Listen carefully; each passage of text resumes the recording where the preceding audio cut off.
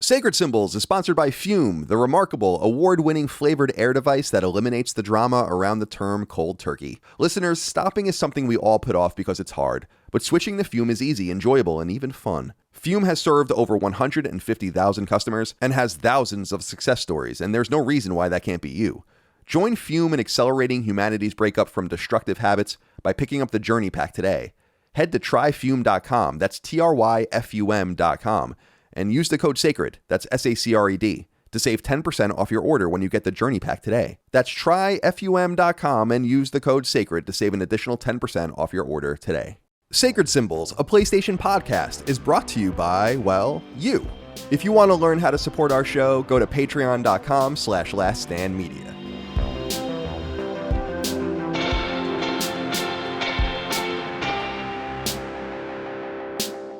Greetings and salutations. Welcome back to Sacred Symbols, a PlayStation podcast. This is episode number 279. My name is Colin Moriarty. I'm joined as always by my son, Chris Reagan. Chris, welcome back to the show. How are you today, my friend? Wearing your Xbox Live shirt, so you are certainly in the appropriate place today.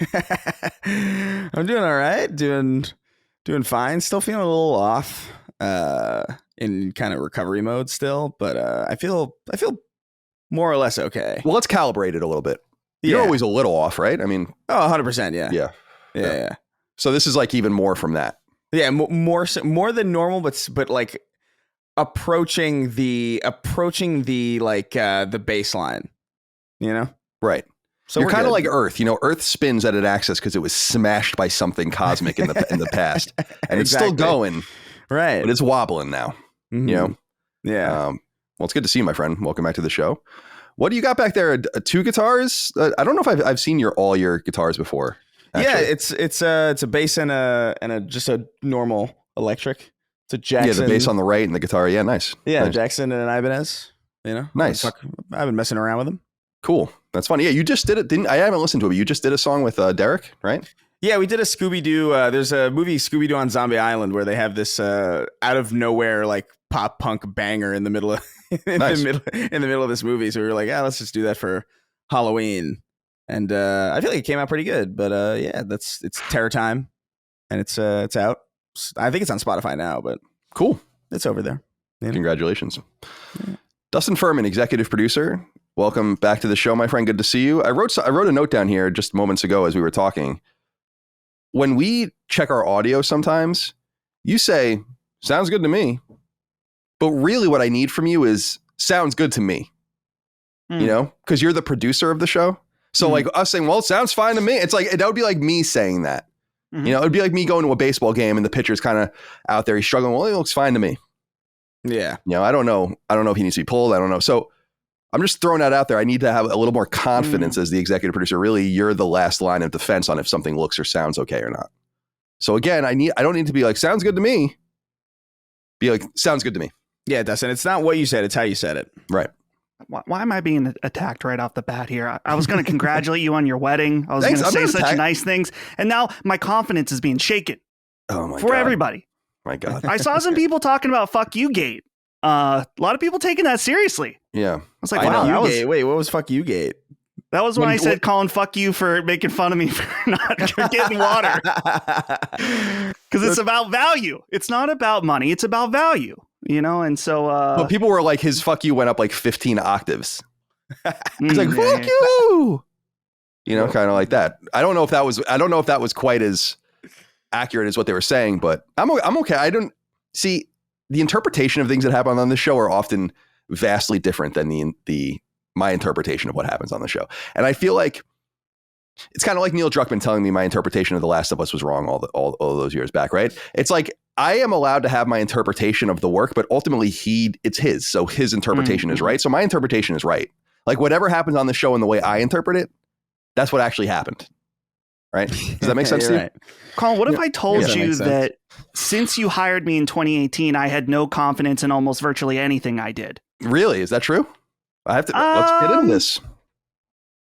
Fake it till you make it, man. Okay,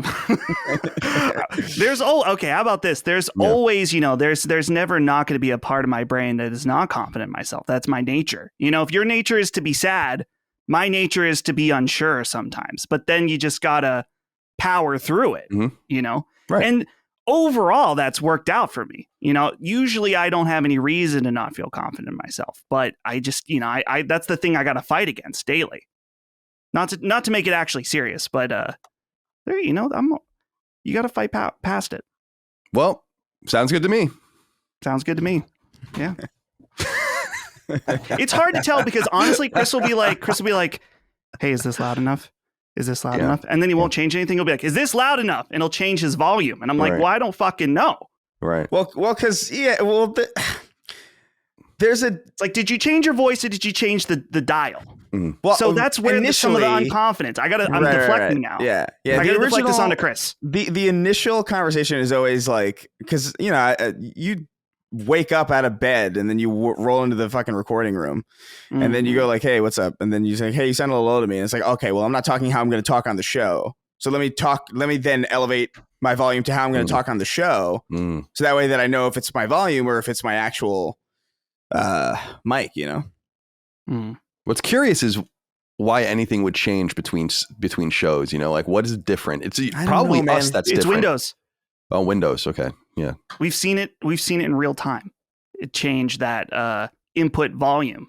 They just love fucking with us in particular. Yeah. It's like there's a little Windows gremlin that runs around and like fucks with all your settings every time you go to bed. I don't know what Ballmer. the fuck is.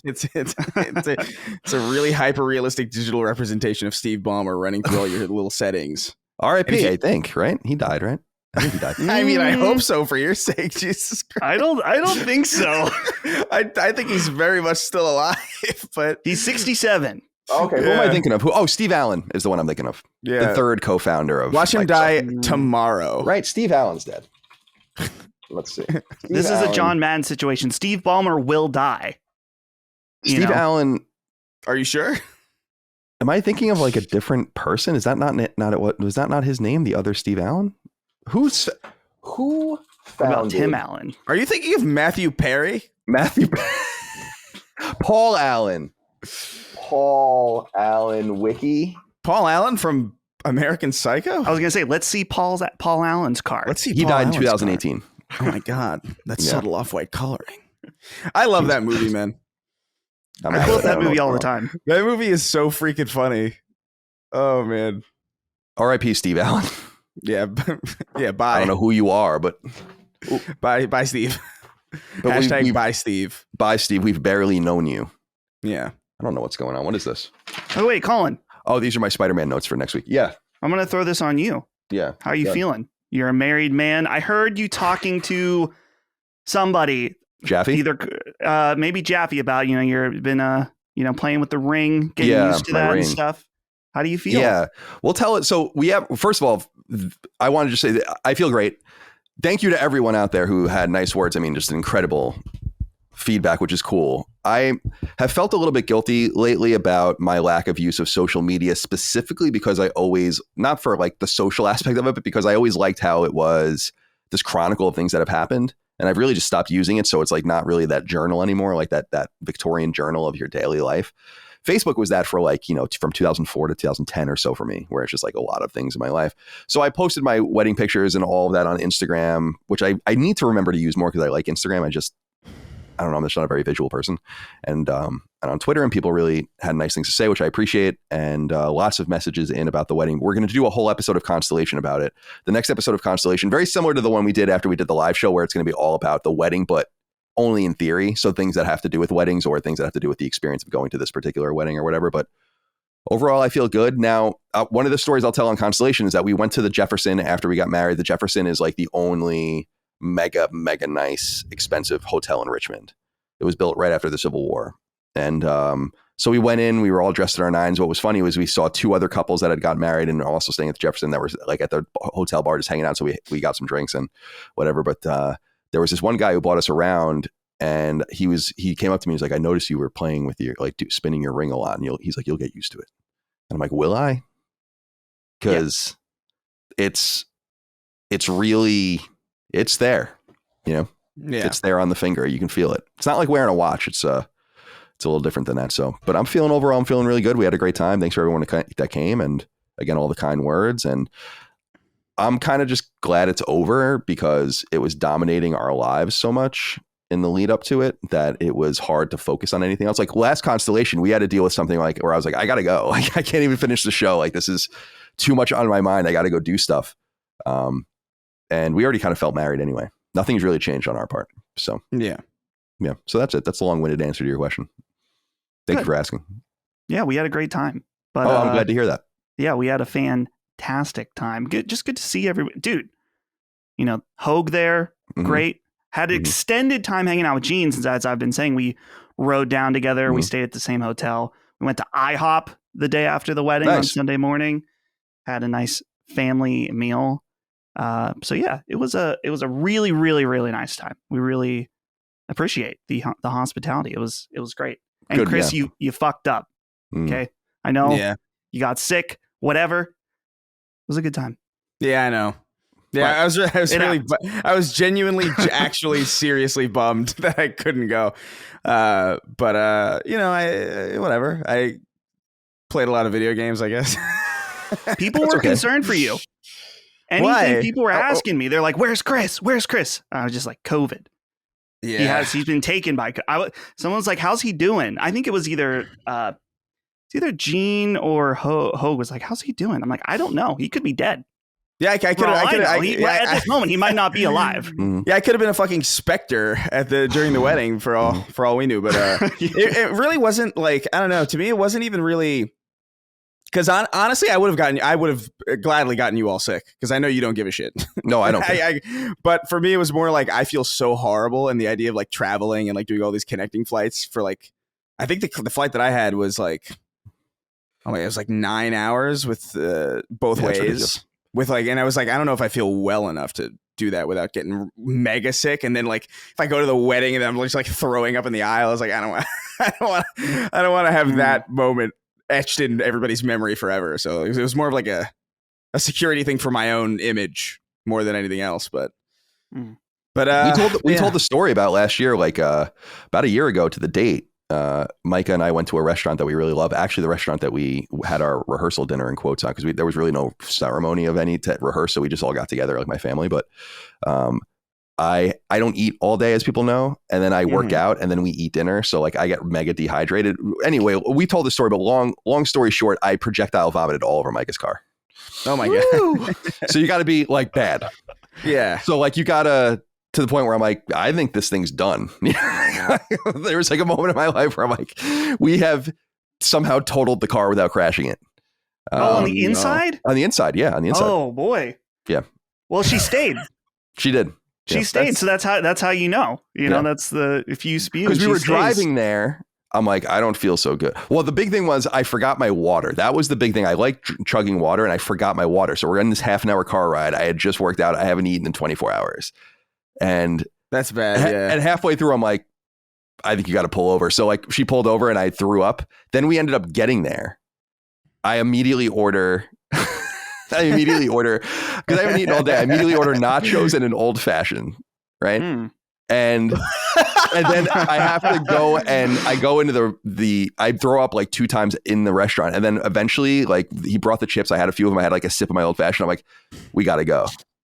And then, so we paid out, we left, and then projectile vomit happened, which would have been just retching if not for all the nachos and carnitas I ate, which was now all over my car. That is such an insane meal for after a workout, nachos and an old fashioned. It's totally insane. I'm fucking crazy. Yeah. When was this?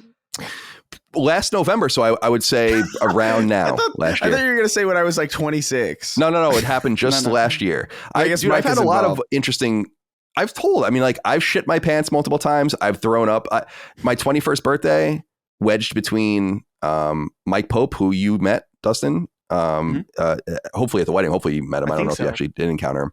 My best friend from childhood. The guy I hugged when I came into the wedding ceremony. Oh, yeah. Okay. Yeah. Which was a really fun moment for me because I hadn't seen him in years. I was, my 21st birthday, it was him and Aaron on the other side of me, and me in the back of the cab just throwing up in a sweatshirt. Oh, that's the worst. And then it was a brown Element, like the skate company, like a sweatshirt. Yeah. And it was just full of throw up. And then when we got to my ex's apartment, she had this like fire escape outside. We threw the sweatshirt out there full of throw up, and then it just stayed there forever. and no one ever got it ever again. It was just this throw up filled sweatshirt and never recovered it. So it could be on that fire escape in Boston to this day. That's so tragic, man. That's tragic for so many reasons, because like it's always a shirt that you don't want to be ruined, you know, because the only time you're ever going to be out at like a party and sick is at like a special event, like where it's like, or like you at least want to look presentable. So it's like, oh yeah, I'll wear this really nice shirt, or I'll wear this really nice jacket, and it just gets immediately ruined. I think about like Halloween a lot, where I had like a Leon Kennedy jacket. That jacket's ruined. Jacket's gone. I threw up and I left it in the hotel. It's that's what you got to do. You got to abandon it. I was like, I threw it in the trash. I was like, it's over. I love this jacket. It's gone. And I did that because I'm like, in the split second, it's like you either throw up in this dude's cab, or you throw up in your sweatshirt. Exactly. Right? And it's like, all right, I guess this is what's happening. Right. And to that cab driver's credit, to his credit, this was in 2000. When did I turn 21? 2005. He pulled over. I thought he was going to throw us out on like, somewhere in Boston, got a bag out of his trunk, let me put everything in, and then drove us home anyway. And I was like, if I were him, I'd be like, you need to get the fuck out of here. Yeah. And I was not even throwing up from alcohol. I was throwing up because I ate too many weed brownies. Yeah. If I were him, I would have shot you. Yeah, definitely. Yeah. Well, today, who knows? Hey, who knows? I have no idea what the fuck we're talking about. How long have we been doing this show? 15 minutes? This is actually not so bad. Yeah. We're fine. We're fine. We're on track, technically. Yeah, I think, everything's on track. We're good to go. You know what I was thinking about recently? I was watching Of course not. Yeah, well, how would you know? It's kind of like it's like a vernacular thing. I know, I'm an asshole. No, I know, but but like, why do we say that? I don't know who invented that. But I was watching this thing about if you travel to Proxima Centauri, which is the closest star system to us, at 4% the speed of light, right? It would take 100 years. And but my whole thing is like, what if you have to go? You're going 4% of the speed of light is really fast. Yeah. And you're going at this dot and everything's moving. But what if your calculations are wrong? And you're just fucking flying. Like overshooting. And you're just a little bit off. But because of the 100 years and all the distance, you're just way off. You're way off. It's like, well, have fun wherever you end up. I have no idea where you're going. Bernard's star, perhaps? Who knows? That's a real star system. Hey, Colin, real quick. Yeah, talk to me. Micah messaged me. She just said, if you see this, tell Colin at some point that I'm throwing out food wrappers in the bathroom trash. She's never caused this kind of show interference before, but I just wanted to know if you had a comment. Yeah, she annoys me because... Well, you're married now. She has a newfound confidence. That's what she really does. She messaged me during the show with this. Yeah, that is what it is. It's like, well, it's over now. What are you going to do? It's a certain boldness. When we met, as I think the audience will know, because a lot of people think I was crazy, I only had one garbage can in my entire house, which was in the kitchen. All garbage went through we have no garbage anywhere else. It's like, not that the house is clean. It's just that we I don't want garbage here. It's like, you have a little garbage can here. It's like, what? No, you just, when you have something to throw out, you throw it out. And so she's slowly been expanding that. But then I have certain rules, like she'll crush, we get like the big BJ's cereal boxes that are like 2 cereal boxes. She'll just fold that box when it's done and then put it in the recycling garbage can which takes up half of it. Oh, it's like, why don't you just bring it to the garage and put it in the recycling bin out there? So little things like that. And another thing she likes to do, or at least tease me about, is saying, because I'm like, you can't throw food out anywhere but in the kitchen. That's an old Jerry Moriarty my dad thing, right? And it's a good idea. You don't want ants, you don't want all these things. That's a basic. That's a really standard good. That's good exactly idea. Right. This is why I'm so upset about. See, I think she knows how to. She doesn't believe anything she says. She just does it to fuck with me. She's a complete propagandist. Like she just wants to prod me as much as humanly possible. Yeah. She doesn't really like wet socks. Of course not. Oh no, yeah. It's just like, okay. I at this point I've just been like, okay, fine. I told her on Punching Up, I said, you're a coward. Do the ketchup and milk thing, chocolate milk thing you keep talking about. She's like, oh, well, I'm lactose intolerant. I said, almond milk then. Mm-hmm. She says, oh, well, it wouldn't be the same. She talks a big game. Come on. Almost no one talks a bigger game than Micah. She'd be a great lawyer. Yeah. Convince people that all these things are true and just find some amazing way to get out of it. Micah's so weird. It wouldn't be the same. She's like this beautiful woman, right? But she's actually a machinist by trade, and then somehow found herself in like, IT and all this kind of stuff. And now she's our merch person. I don't know. She doesn't really read like anything specifically for me. Very handy, for instance, right? she said in our vows she'll put things together for us, which I really, I appreciate that because like furniture and stuff. Yeah, no, it's straight up. When things arrive or have to happen, like, I'm not doing it. It's either going to be you or it's going to be someone I hire because I'm not doing it. So, dude, yeah, she really wears the pants. She's the one out there in the backyard. Dude, we have a fucking grill, like a huge grill and a smoker back there. And she's back there like she's some sort of Southern man. Oh, dude, you got to smoke a brisket or something, dude. She's working her way up to that because that's really expensive. She is killing it out there. I'm like, holy shit, what are you doing out here? If you smoke a brisket, I will fly out. Oh, she'll definitely smoke a brisket. Oh, she'll smoke a brisket. Brisket's so good. She gets up, like she'll set her alarm. She has to get out there, at X morning, and then you have to check it every hour and all. And she's watching these like YouTube videos and she listens to these fucking podcasts about it. It's pretty interesting. And she's also like 100 pounds. It doesn't really make any sense. I look at a cheeseburger and I think I gain 5 pounds every time I just stare at one. Nonetheless, shove it down my fucking gullet, which I also do. Oh, man. Welcome to Sacred Symbols, a PlayStation podcast. We go live each and every week. You can get it 3 days early and ad free over on Patreon, patreon.com/laststandmedia. I don't know if you guys saw, October was our biggest month ever on Patreon. This past October, we're setting and then beating those records most months. All thanks to you out there. $5 a month will get you early ad free access to everything, access to Sacred Symbols Plus, Defining Duke Ultimate, and so on and so forth. Sacred Symbols Plus, really, really good lately. 2 episodes a week, exclusive to Patreon. We have an Alan Wake 2 spoiler cast coming probably in the next week or two. Spider-Man 2's spoiler cast and review discussion will be recorded and published next week, and we'll talk about those games in a little while. Sacred Sweethearts, which is Micah and Holly, aka Haley. They recorded that already. That was supposed to go live already, but we pushed that to Saturday, so the day after this goes live. So that I could sit down with David Jaffe for a 2-hour conversation, Jaffe Cross Moriarty, all about what's going on PlayStation with Connie Booth and Jim Ryan and Bungie and all that stuff. And we'll talk about that here too, but definitely go check that out if you want some insider information. Merch, laststandmedia.store, free shipping on all stickers here in these United States. We appreciate your support. We have shirts, hats, sweatshirts, and so on. Please leave nice reviews on podcast services. I actually went on iTunes yesterday and looked, and a lot of people have been leaving us reviews. So we really appreciate that. That really is helpful to us algorithmically. If you like our show, it'll help us find new audiences. And leave comments on videos. You can like us on YouTube if you watch us there, and follow us there if you'd like. I think that's basically the whole rigmarole. Let's see here. Let's get into some inquiries before we get into the show itself. Superhero Jagannath wrote in.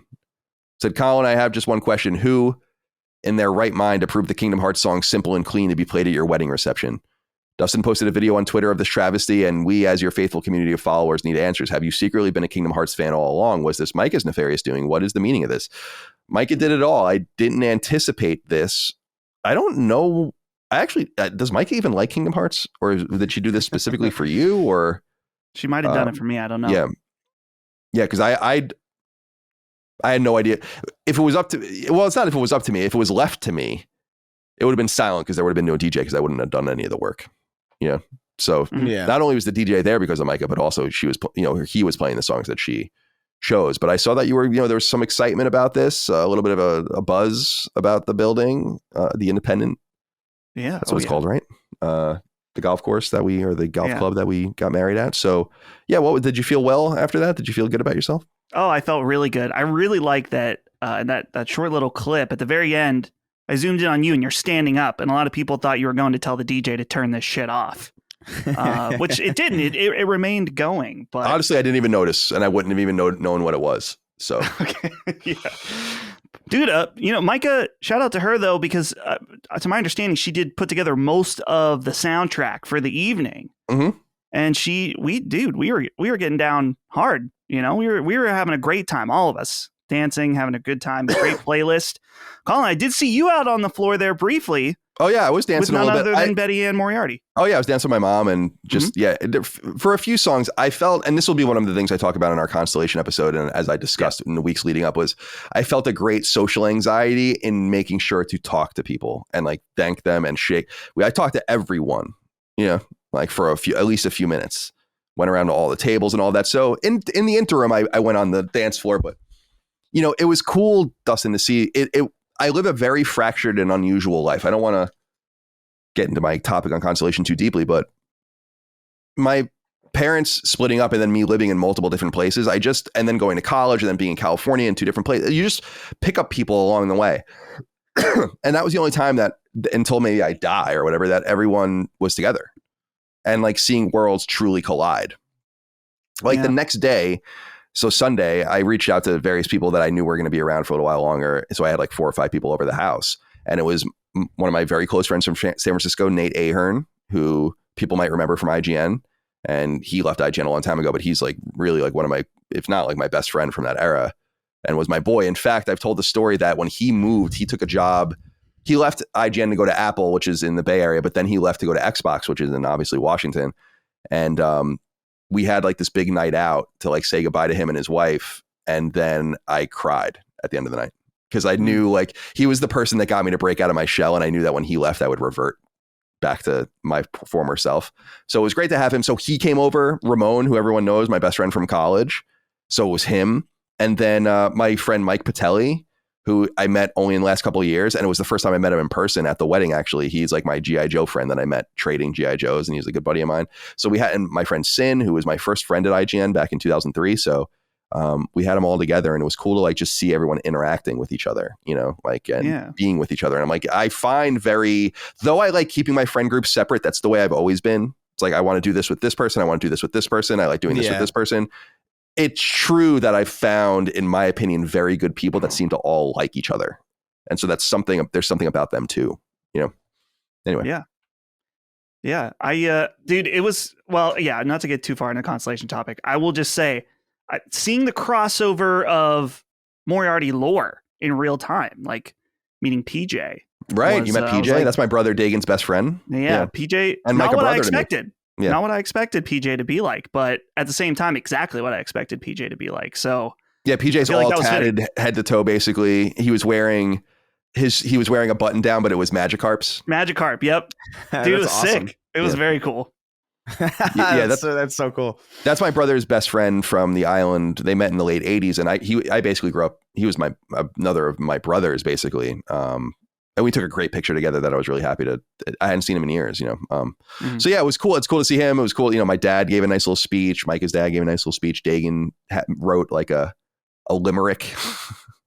Dude, as soon as he walked up, I saw the paper come out, and I'm like, this shit's gonna rhyme. And I mean, it's Dagan. Of course, it's going to. Like, yeah, he's like a professional rhymist. That's right. Yeah. And we were laughing because when I was his best man when he got married in 2002, I was 17, and I just winged my speech. And I was like, yeah, I'll be fine. It'll be fine. And it was totally fine. It's on video somewhere. Maybe we'll find it and post it at some point, because they had the videographer. I didn't want that at ours. I want it to be like a piece of ephemera. You know, I guess it begins and then it ends. But anyway, enough of that. I appreciate everyone's kind words, though. It really meant a lot to me to have so much outpouring of support. I appreciate that. All right. Let's see here. Nikolai Casio wrote in and said, a few years back, my wife made a mom friend from Facebook. Sounds sexual. Our daughter hangs out with theirs, and we hang out with the parents. Me and the other dad ended up talking about video games, and I found out he listens to Sacred Symbols. Mind blown, because that's the first person I met who listens. The guy's name is Lance, and I consider him a great friend. His birthday is actually coming up, so happy birthday, Lance. Enjoy the sacred shirt I bought for you. Wear it well. Nikolai, thank you for writing in. Love to hear these continuing connections between everyone. Yeah, it's dope. Except now we know Lance's name. We know his birthday. You're doxxed. So and we know that he has a wife. You're done. And we know that he has a wife. We know everything about you, Lance. We're gonna get you. It's over for you. I bet we'll get that guy. What's that guy on the internet who like looks at a picture of like clouds and guesses exactly like what town it's in? Yeah, I know what you're talking about. Geo Hunter or whatever that guy is. That Geo Guesser guy who's like weirdly. We'll just get that guy. We'll give that guy this information. Then you're done, dude. Guy named Lance with a wife with a birthday in October. Done. Let me be honest with you about this. With a little more, I think that I could do that. Like, it's the same thing with the time games that you guys were telling me about, where it's like, look at a picture and tell like what year did this picture take place. I'd nail that. I don't know. I'm good at that. I watch some of those guys like where they're like, all right, here's a picture, and I won't be able to probably find it, but it's like, oh, that's the Pacific Northwest in the United States, obviously. And then that's where it is. I don't know that it's like Vancouver Island or something like that. Right. I'm coming for those guys, I guess is what I'm saying. Watch your backs. Yeah. He's been practicing in his off time. Sacred Symbols is sponsored by Fume, the remarkable award-winning flavored air device that eliminates the drama around the term cold turkey. Learn more now at tryfume.com, that's F-U-M, and use the code SACRED at checkout. So there are habits, and then there are bad habits, like catastrophic ones. But what if you could separate the unsavory from your custom, so that what was habitual actually becomes neutral, if not good? This is where my friends at Fume come into play. Fume is actually pretty remarkable, a well-made wood and metal implement that requires no electricity to use. In fact, it's totally analog and has no battery. You cannot plug it in. So what does it do?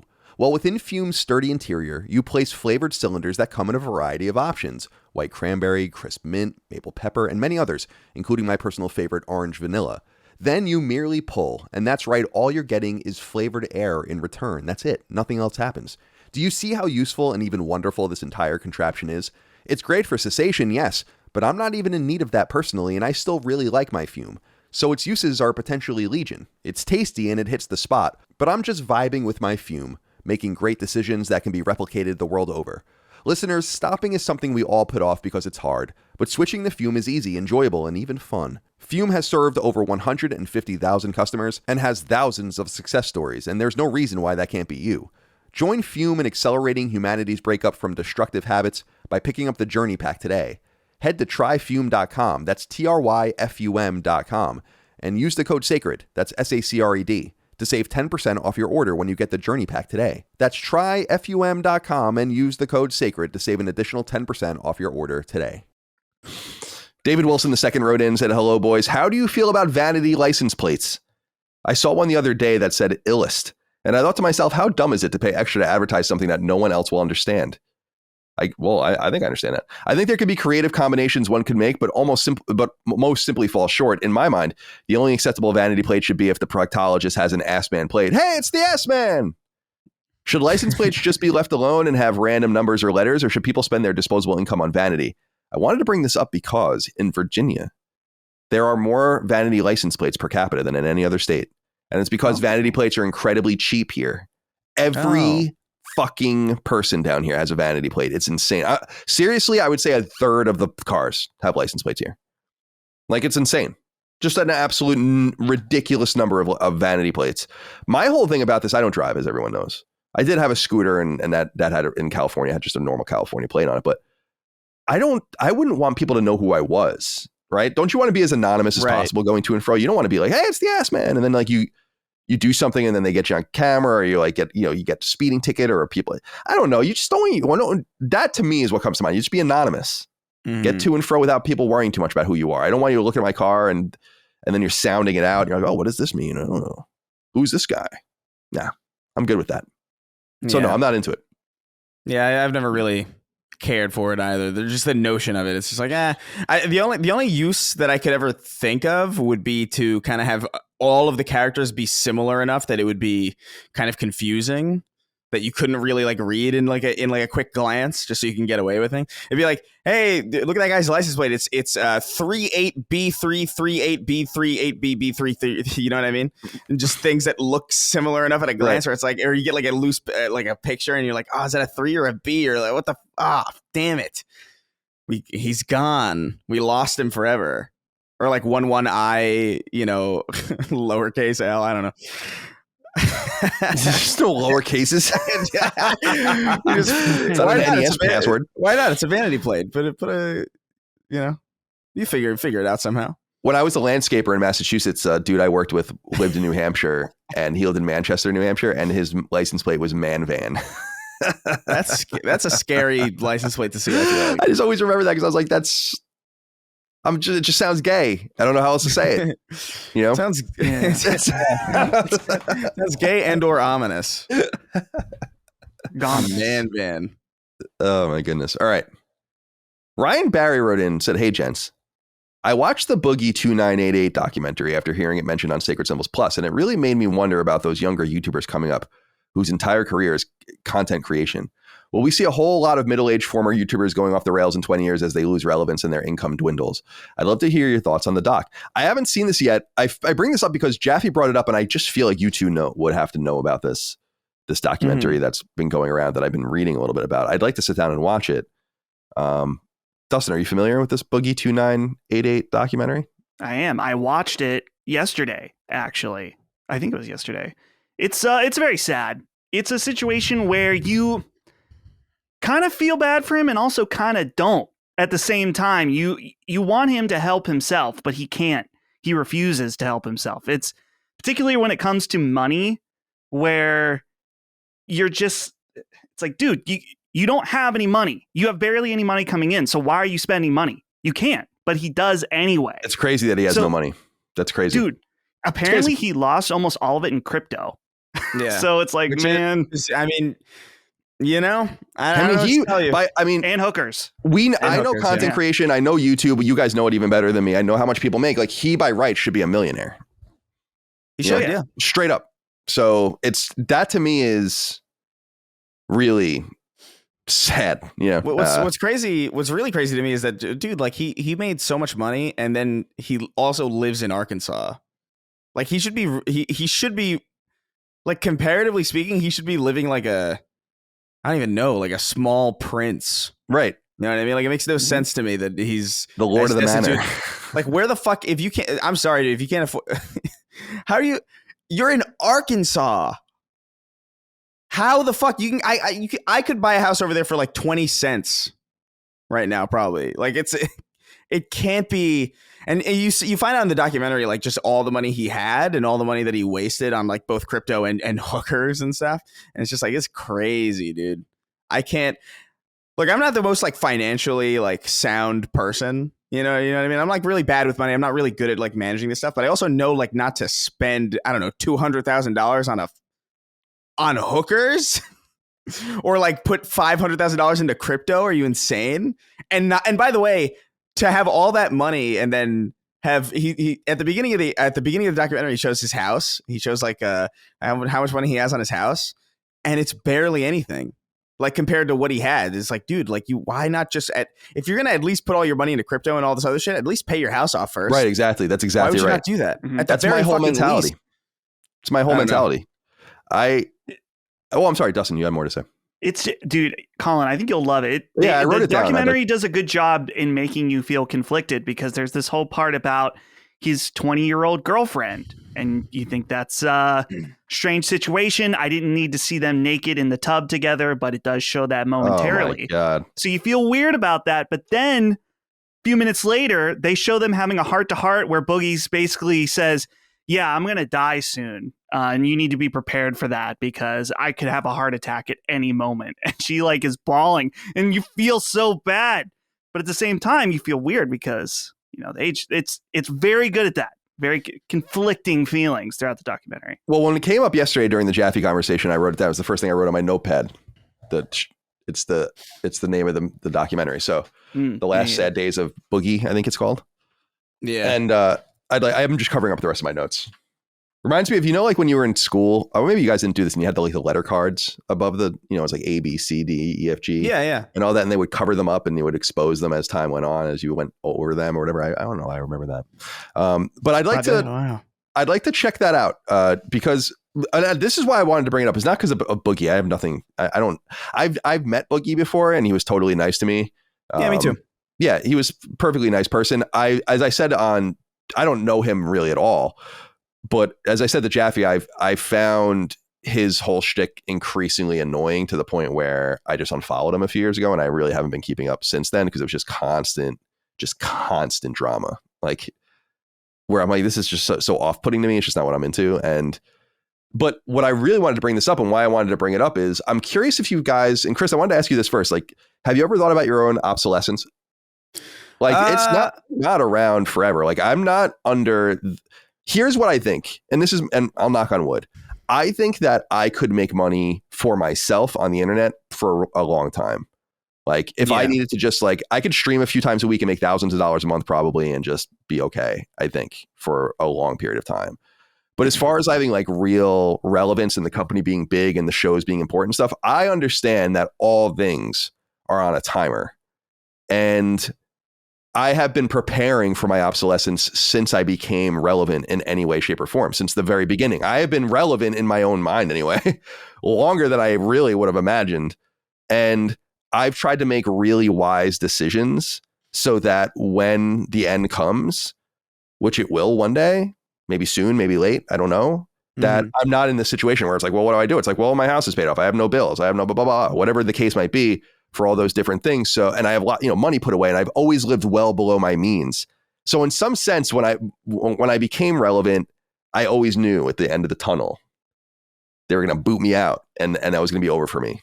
And so I kind of lived like that. And I just can't imagine someone doing as well as he's done. Like, he's done so much better than I would have ever done. Yeah, if I were him, I'd be rich, like mega, mega rich. Yeah, me too. Not like well off or whatever, which I think we admit we all kind of are in this space, like doing this kind of stuff where if you do it long enough on Patreon and you're smart enough or whatever, it's just, that's what bothers me is I'm like, damn, Boogie, you want to shake him. Yeah. And just be like, what the fuck have you done? You've wasted it, and that annoys me.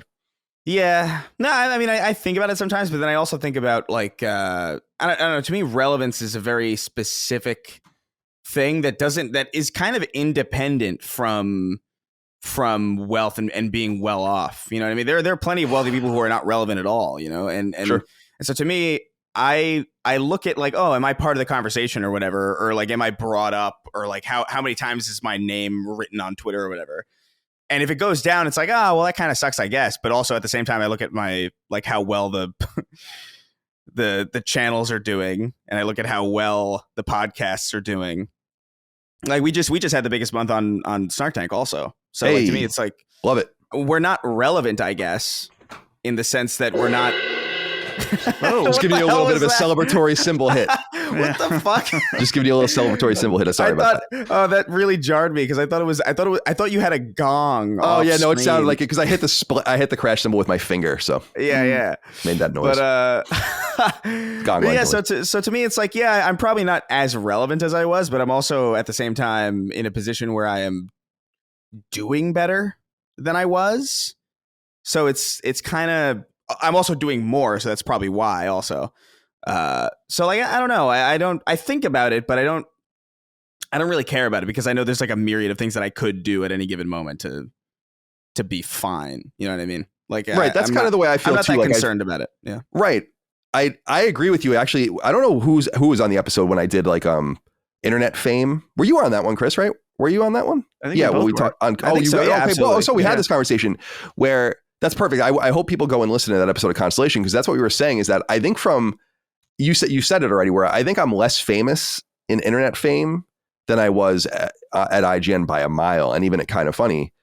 But yeah, you find like a micro community and the economy of the internet has changed such that like I was making a fucking pittance at IGN, yeah, comparatively. And it's crazy that you can't cash that level of fandom and that readership in a huge machine like that. You actually have to kind of lop a piece of it off and make it your own. And I don't know. So it just, but I think about that. Like that's always been built in. I just understand that you have to really try to stay relevant, not actively, but just through your content. And that at some point people are gonna be like, I don't want to listen to this old man anymore. Yeah. Like I get that.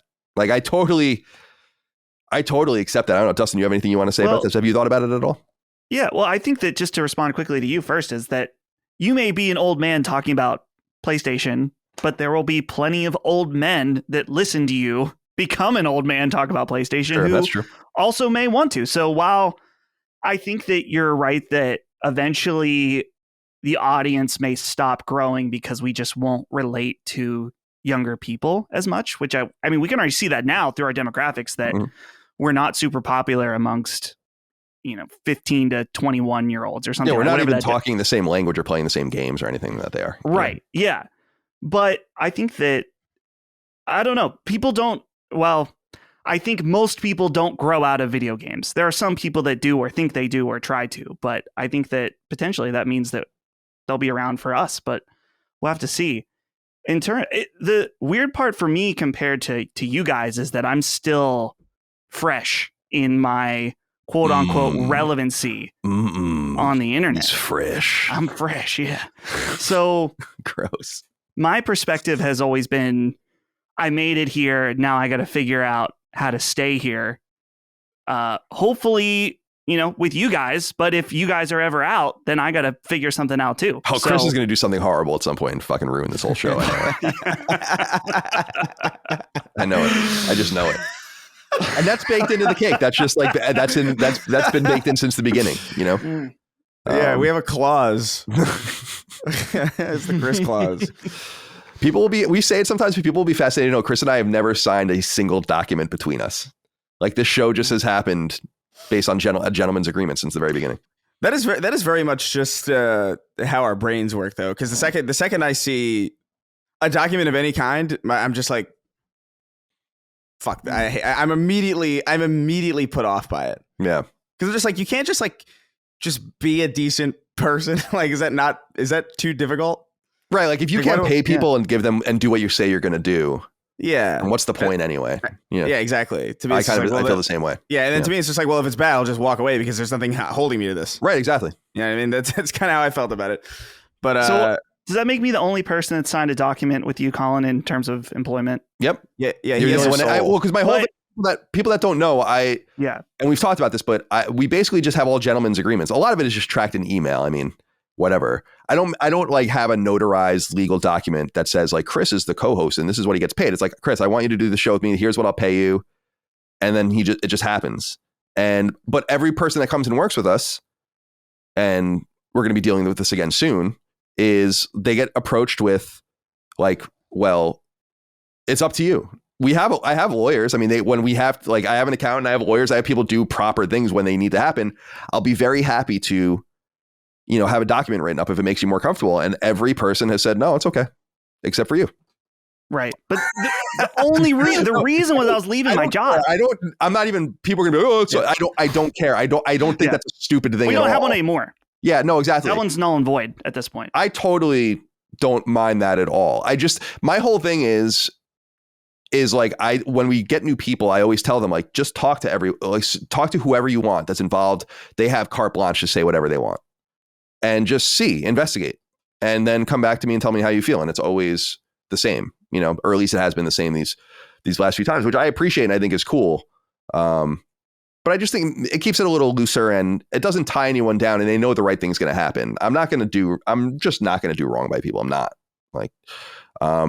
but I just feel like, I guess I wanted to bring this up because the thing that bothers me about this situation and why I think this is a fun topic to talk about is that I guess I lose respect for people when they don't act in a way that acknowledges how much luck played a role in their entire rise.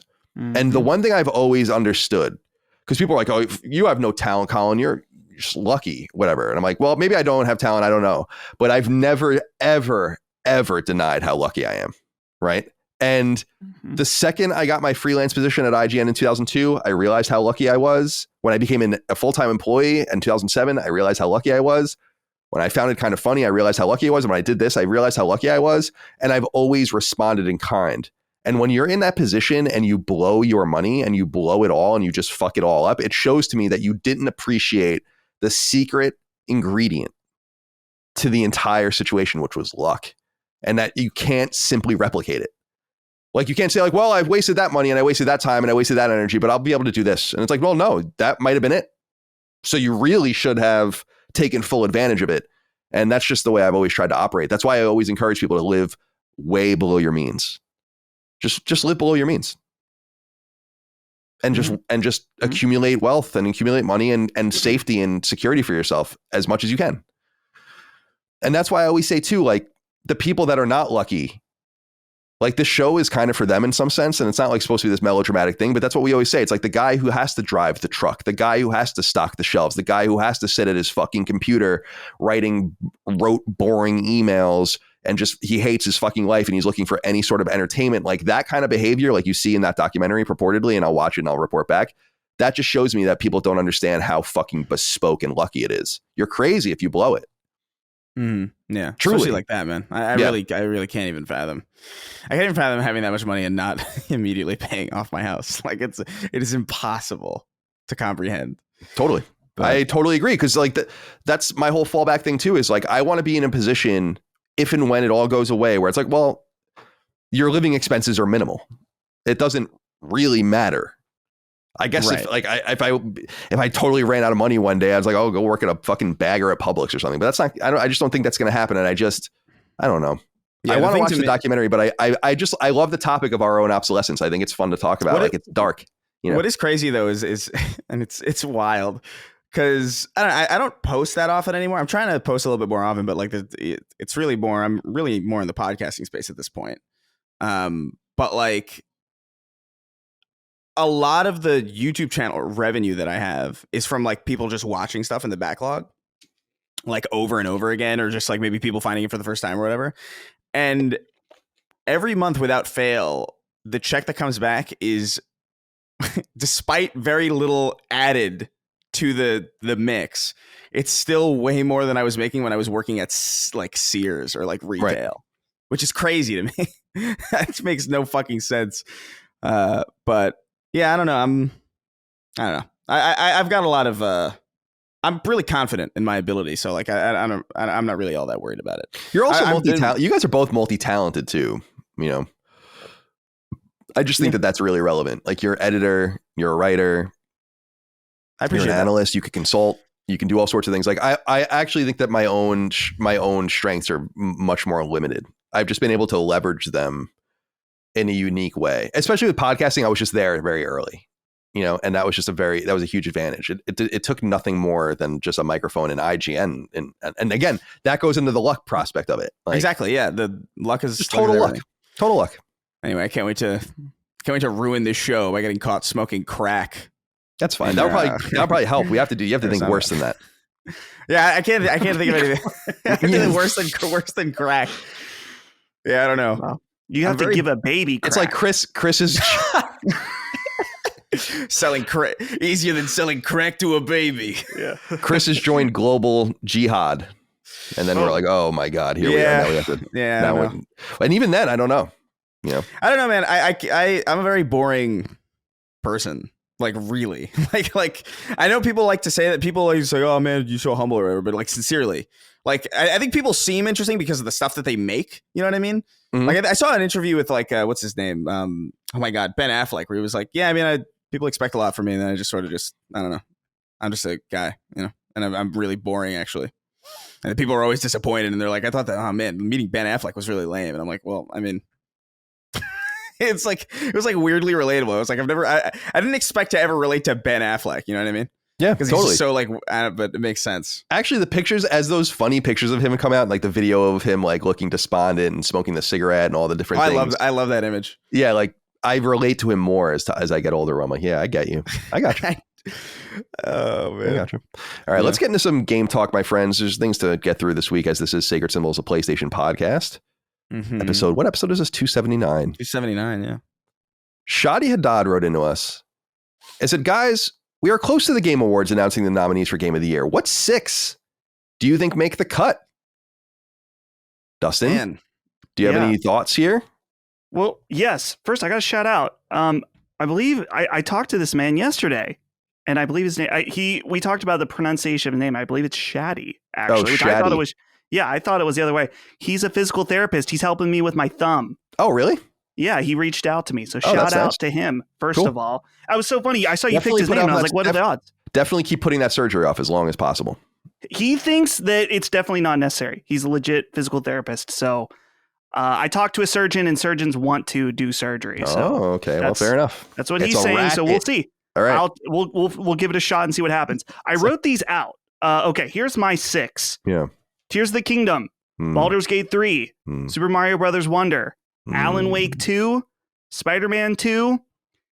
This last one I'm not as sure on. I think it could go one of two ways. Final Fantasy 16, but the Game Awards like... Are you gonna never mind. I'm sorry. Go ahead. Okay. I was going to say the Game Awards like to throw in an indie pick every once in a while. Unexpected. So I thought maybe instead of Final Fantasy 16, it could be Sea of Stars. Oh, so that would be interesting to see. I thought you were going to say Starfield. Midfield? No midfield on there. So Tears, Baldur's Gate, Alan Wake, Mario. What was the other one? I'm missing one of them. Tears, Baldur's Gate, Alan Wake, Mario Wonder, Spider-Man 2. Spider-Man, that's the one. Yeah. Yeah. Recency bias, I think, on Spider-Man, honestly. Well, yeah, probably. Yeah, what do you think, Chris? I don't know. I think I don't know, man. I think that's a pretty solid list. I also feel like I think Starfield will be on there just based on it is a huge game. So everyone doesn't cry. Yeah, I think it will be. I think Hi-Fi Rush has a chance to be on there too. Like I don't know what their methodology is with this year, because this year's so stacked and there's so much shit. Like you could argue like Dead Space should be on there. You know what I mean? Or like Resident Evil 4 should be on there. Resident Evil 4, yeah. You know what I mean? So like, I don't know how many spaces they're even allowed to allot for something like this, but I think I don't know. Diablo 4 has a chance, even though like doesn't have a great reputation among like hardcore people. It's like it's sold really well. It had like really good reviews for a time being. Like people actually do like it is played and praised kind of a lot, like surprisingly so. So I really I don't know, man. It's there's so much this year that I wouldn't even know how to. Is it confirmed that it's only 6, or is that just like a guess? I think it typically is 6, right? Let me see. But isn't that kind of arbitrary? You know what I mean? It's like, changes around how many they have for Best Picture. Right? That's what I mean. Like I feel like there will be more than 6 this year. I feel like there has to be. It's been. I'm just looking. They have since 2018 at the very least. Let me see. It's been that many since 2018. Yeah, it's always 6. It looks like. Yeah, but think about like how 2014. Like, think about the 6 that have been on those lists in those years. It's usually like 4 obvious choices and then 2 like I mean I guess, you know what I mean? Yeah, last year was Elden Ring, Plague Tale, God of War, Horizon, Stray, and Xenoblade Chronicles. Yeah, like Xenoblade. Like there's always like it always feels like they're kind of struggling to fill that 6 with real like. And I say that it's like I've never played Xenoblade Chronicles and I never will, but Stray was a solid game. I really liked Stray a lot, but like I don't know, man. Game of the year? I don't know. No. So like to me, but like in this year there are 6 easy like contenders. You know what I mean? To the point where like what do you? There has a chance that we get like I don't know 10 just to get like those 2 extra. What is it? Those smaller titles in there, like Sea of Stars or whatever. What other... I hope they don't expand it. I hope that they just force it through that funnel. You know, like make the choice of 6 games. To me, my list would obviously be totally different than other people's lists, but I think Tears and Baldur's Gate are safe. Yeah, I think Baldur's Gate has it. Quite frankly, as far as being nominees, like that's definitely 2 of them. And then you would assume. Mario, I guess, really did do very well. Like Alan Wake, Final Fantasy 16. You could see it being Sea of Stars and Spider-Man 2. It would be Starfield would be interesting just because it's not anywhere close to the overall Metacritic score of those other games. It's significantly lower. Final Fantasy 16 would be closest, and that's still 4 points above it. So, I wonder how that will all play out. We don't vote, so. Yeah, I did vote. I voted for years, but I didn't vote. I don't vote anymore, obviously. I don't know. We'll see. Good question, though. What is it? Shaddy? Oh, Lies of P as well. Lies of P. Lies of P. Like, dude, the thing, dude, it's such. I don't know, man. This year's crazy. Like, I think it would do a disservice to the industry to just only have 6 this year. Like, personally, like it makes no sense to me. Sony has the most nominations with 11 over time. Yeah, interesting. And out of that list. I don't know. I haven't played Alan Wake yet, so. And of course, we have to talk about RoboCop Rogue City as well. Oh, yeah. All right. Let's get into some other things here. William wrote in. Remember, you can support us over on Patreon, write in on the weekly threads that we put in the news feed. And I go through the inquiries and select them for the show. He says, Sacred Bimbos, all signs point to the new PS5 Slim coming next week, alongside a bundled copy of Modern Warfare 3 for a cool $4.99. This appears to be the first time that the console will be bundled with a free game stateside. Is this a fruitful last attempt by Hiroki and friends to cement Call of Duty fans into the PlayStation ecosystem before a future of annualized day one Call of Duty on Game Pass? Warm regards. That's certainly it. In fact, when I saw this news, I was like, that's kind of brilliant. You're going to eat a little bit of shit, but it's a great idea to just say, we're going to make this really complicated for you as far as like getting people off of the platform. So that's what I thought as well, William. I don't know if they would admit that, but I think that that's fairly obvious. It's a little strange to see that now that the deal is done. So it's officially an Xbox product, but there it is. Dustin, what did you think of this? Seeing this PS5 Slim bundle at $500. So you basically get a free game. Yeah, I think that's great. I feel like this generation, we've had a lot of pack-in titles, but you pay for them. So getting something extra is always great. More value there. And a lot of people that are picking up PlayStation 5 this holiday, a lot of times it is to play Call of Duty. So just to have that bundled in there right off the bat, super helpful for those people that want to play it. So, and I think it is kind of a Mind Games low-key awesome strategy to put Call of Duty in here now before what could be, I think, either next year or the year after when they are able to start putting it on Game Pass. So lock people in to PlayStation 5 makes sense. Did you guys see the leaked photos of someone has one, PS5 Slim? They have one out in the wild.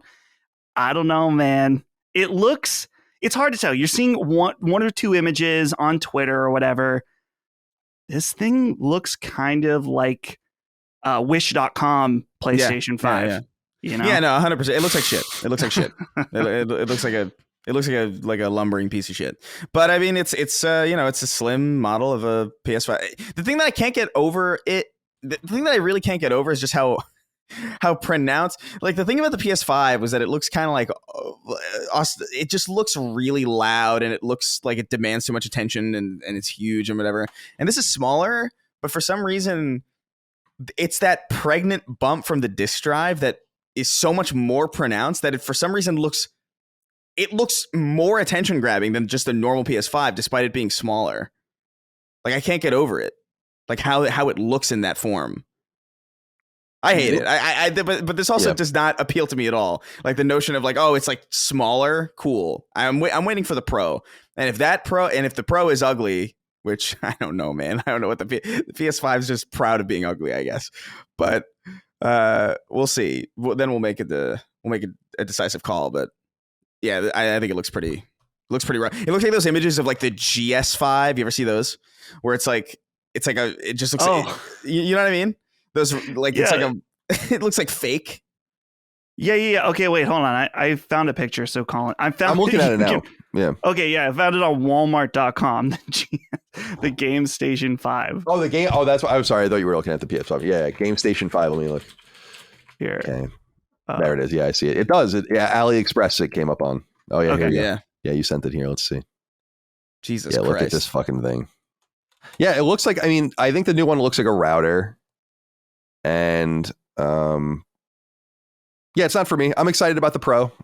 We know that's coming next year, or that's the apparent intent. That's the plan. This is just the new PS5. I guess no one will be the wiser. Again, I do have to be consistent in the sense that I never really gave a shit about what the console looked like. It just doesn't really matter. Ultimately, it doesn't really matter. I do say that when I have my PS5 and my Xbox Series X next to each other, it's like the Xbox Series X is a much more elegant looking machine. I mean, it's not even close. Yeah. Which one is the better looking machine? Not even close. I like my PS5 because it's behind my TV and completely out of sight. I'm afraid of hiding it more because it's going to get really hot, So I just leave it out just for that reason. But yeah, it's an ugly piece of shit, really, when it comes down to it. As far as Call of Duty on Game Pass, I do want to say this. I think that this move could potentially, I think that this is a long game enough move for them where this could potentially cost Microsoft several million Game Pass subscribers. Just because people don't have the money to have all of these things and change over. It's not, a lot of people aren't an enthusiast level like that. So they're just going to have their PS5 and they're just going to be like, well, fuck it. And really, if you're just subscribing to Game Pass for Call of Duty anyway, all you have to do is subscribe for 3 months and then you would have just paid for Call of Duty. So I think people are going to start maybe being able to look at it like that too. If they only buy 1 or 2 games a year, Game Pass doesn't really even make any sense for you anyway. So, so yeah, I'll be interested to see how this all does. I did want to ask you about this though. And Jean-Claude Brulé wrote in, as well as others. He says, hello, scared men, but I wonder if he meant sacred. Maybe he meant being scared. First, congrats to you, Colin, for your wedding. Thank you. Second, did any of you see the Modern Warfare 3 trophy list? There is no platinum trophy for the PS5 version, but the PS4 version does have one. The PS5 version is just a DLC list for Modern Warfare 2, while PS4 has its own list with a platinum. I guess Twitter comments were right. Modern Warfare 3 is just DLC of Modern Warfare 2. Thoughts? So this started going around just yesterday for when we were recording, and I saw it and I was like, what the fuck is this? This is strange. And I'm trying to figure out what the intent is here, because my first instinct was, oh, that's a mistake. But these things do pass through certification and obviously internal metrics as well. In other words, when you're making your trophy list, and we do this with our own games. Everyone does this. You go and unlock the trophies to make sure that they work, including the platinum. So you would do it all to make sure the platinum popped. So they must know. I don't really know what to make of this. It's a strange one. Dustin, what do you think? I wish I knew more about kind of how trophies work in general. Is there any possibility that it shows up after launch where they amend that there's a platinum, or like, I guess that would imply that there's some reason where there's not a platinum currently.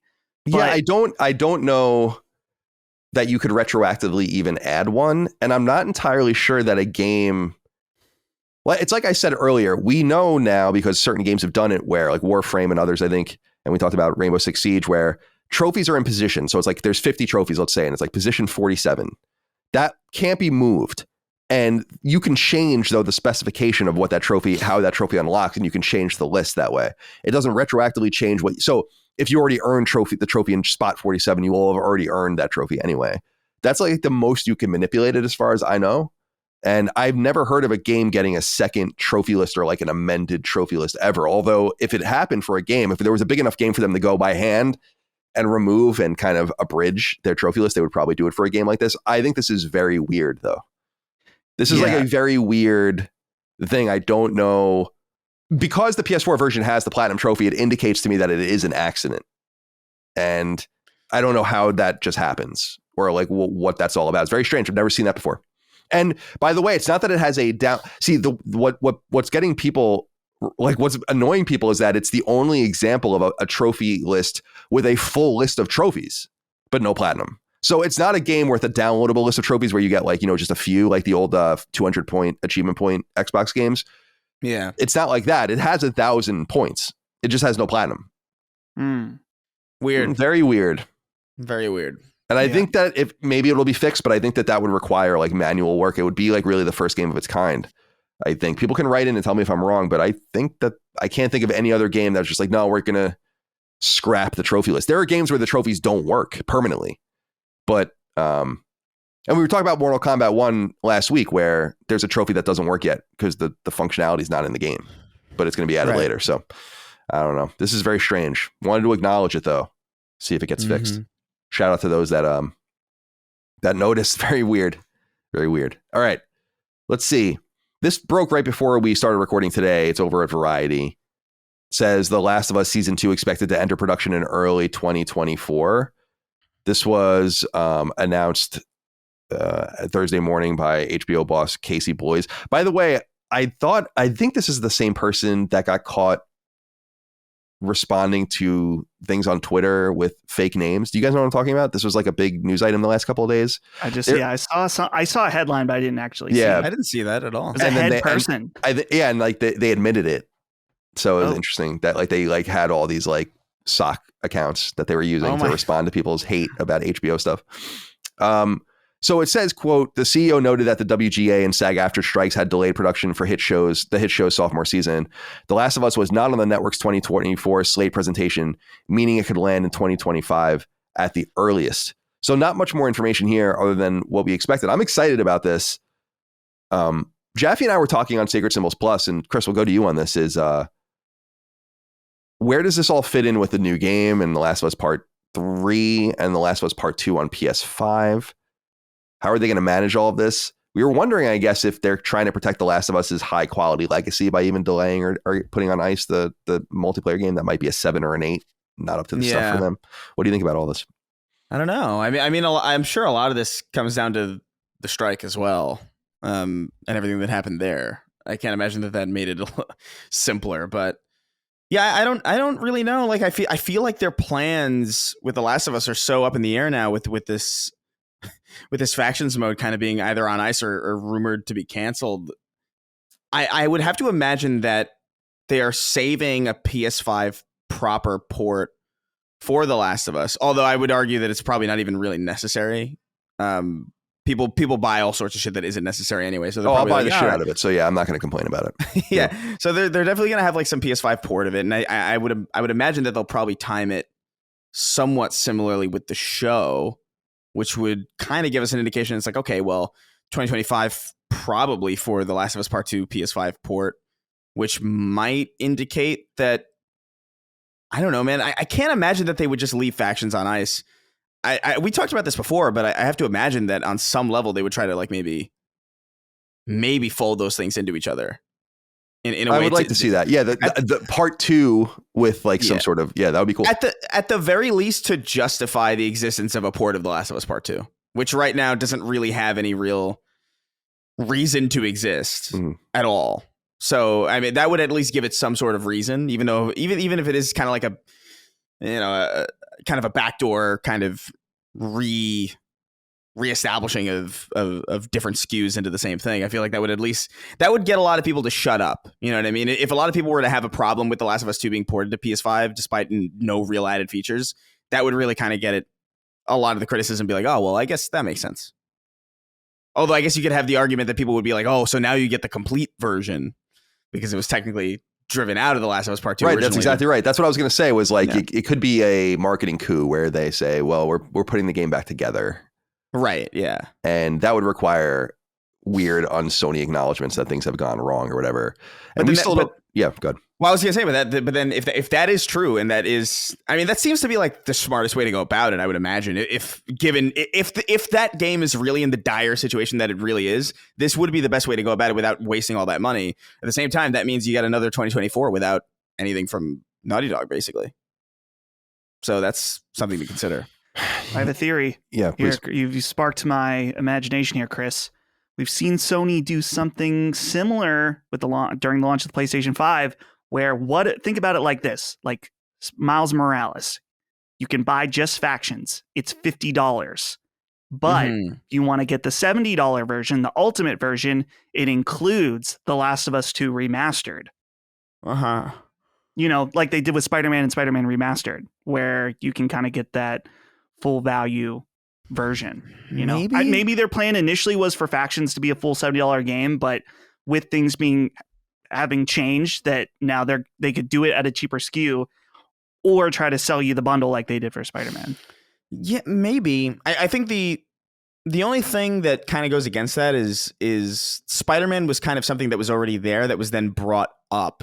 You know what I mean? That was brought kind of up to par with like modern hardware. Whereas this would be a new thing being used to bring people into something. It would be like almost like the reverse situation, right? Where you would have like, here's the new thing, but then if you pay more, you can get the old thing. It's that's what Miles Morales was. But like I new thing and you get but the it's old game. Both. But there's no functional. How do I say this? Spider-Man PS4 was a PS4 game that like didn't really have PS5 functionality because it was so old. Right. But like Last of Us Part 2 runs really perfectly on PS5 to the point where like there's almost no real. I feel like that would be a problem for some reason. Right, there's a PS5 patch for it, right? Like, yeah. So that would be a little different, I guess. It's true. I mean, I know what you mean, though. I think there could be a smart way to do that for sure, but I don't think copying the exact same model would work exactly. The question is, can they justify the existence of a remastered Last of Us Part 2 by saying, we know it was at 60 FPS and it had a patch. Here's all the stuff we did. We added this ray tracing. We added these modes. There's 120 FPS mode, stuff like that. If they could have like a list justifying it. Yeah. Maybe for the nerds that care about that level of technical stuff, which Naughty Dog clearly is full of them. I'm one of them, so I'm not making fun of them, but so maybe that's a path, but you're right that it's definitely not the same jump. Absolutely. I feel like they would want to. I feel like instead of just separating them, I feel like they would want to get as many, because I think a lot of people, like most people, would be totally down to play a Last of Us multiplayer experience. You know what I mean? Even if it is like kind of scaled back from whatever it is that they were planning on doing, it's still definitely scaled up from whatever it is they were planning on doing before. So I feel like there would be enough people who would be like, yeah, you know what? I'll buy The Last of Us Part 2 remastered to play this thing, as opposed to if they just launched it by itself, it would still sell a lot. But it would be like a separate SKU, and it would be a lot easier for them to be like, hey, listen, here's The Last of Us Part 2 with factions, and then just see like an insane sales boon for that SKU. You know what I mean? It would do well for them, and it would probably get a lot of other people in that otherwise would have just played factions or completely skipped out on The Last of Us Part 2 because they already played it, and there's no real added benefit to it. Yeah. I feel like they just might want to strong arm people into that SKU. I think they're going to have problems with this game in some sense because the factions game, if they try to release it, just because the cat got out of the bag about the problems with it. Like it's going to be painted in some way, which I think is going to be unfortunate for it. Right. That's in true. Ways that will matter if we didn't know how the sausage was made.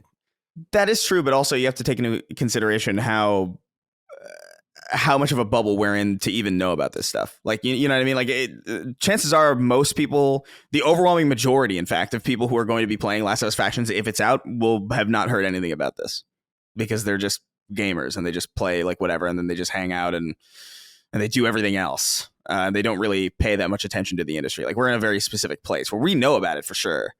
But I mean, it's like Gotham Knights, you know what I mean? Like Gotham Knights had that horrible fucking reception. It's like it runs at 30 frames per second. Everybody hates it. And it's sold amazingly for months. Yeah, Saints it's one Row. of the best-selling games of the year. Saints Row is another example where it's like, oh my God, nothing but bad word of mouth. It wasn't very good. It wasn't reviewed very well. It wasn't even reviewed very well, like on a glance. Like even if somebody was like vaguely curious about it who didn't even read up on it, if you just looked at the number score, it was pretty paltry. And it still sold a fuck ton.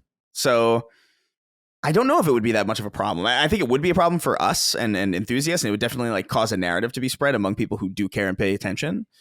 But I don't know, man. I feel like there's a lot. I feel like they could save this thing.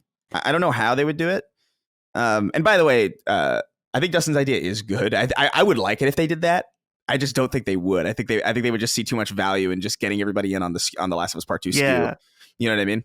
They could, it almost is a way they can trick you into thinking it's good value. Be like, we're giving you Factions and The Last of Us Part 2. So that's why it's $70. It's like, well, exactly. Like you said, I don't need Last of Us Part 2 remastered because it's already very good. But if you're going to throw it in, I mean, yeah, and then I'll pay 70 for both of those. Yeah, and then they can be like, oh, The Last of Us Part 2 sold fucking 5 million units or whatever. You know what I mean? Like yeah, it's just easier for them.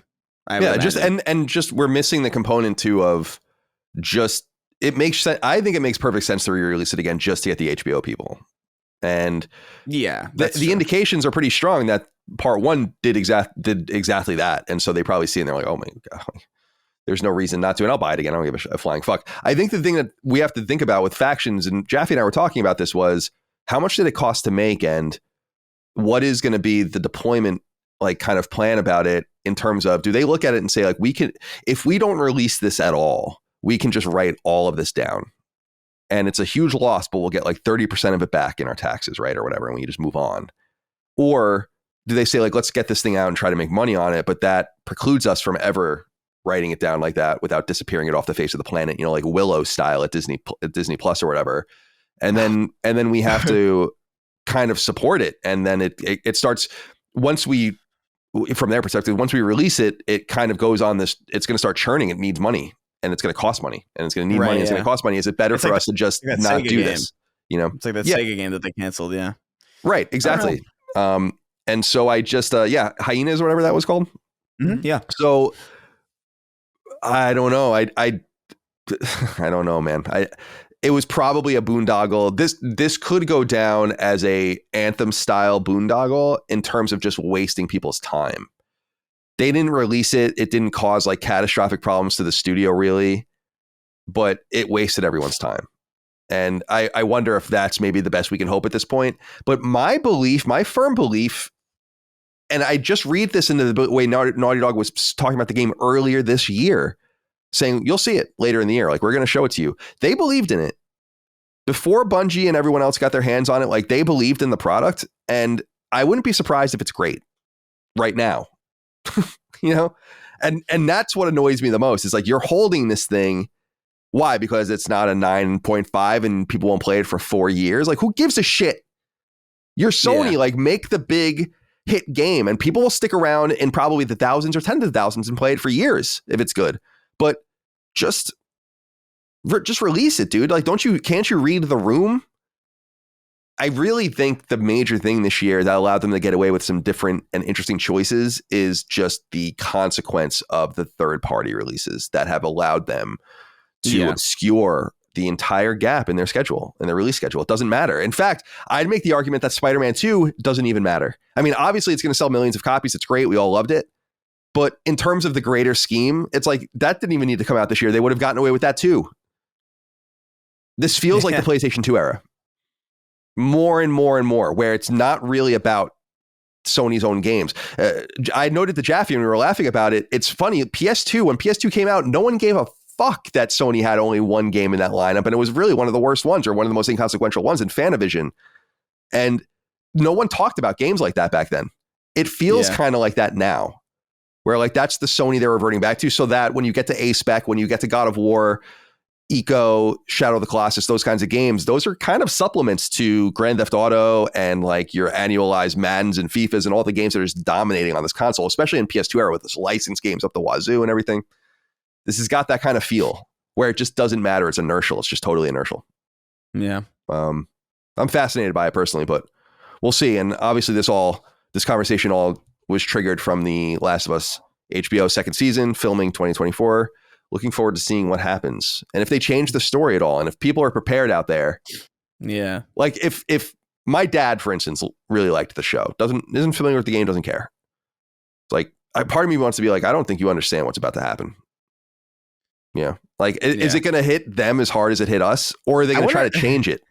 We won't say specifically what it is, but we all know. Yeah. We all know. I think I honestly do think they're going to re-edit the time.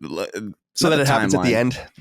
I do think so. Like, because I just don't think it really works. I think it works in a game, but I don't think it works in a show to do something like that, really. Because it kind of kills all your investment as opposed to like whatever. We won't get into it. But like, yeah, I think they'll tell it in a more chronological order.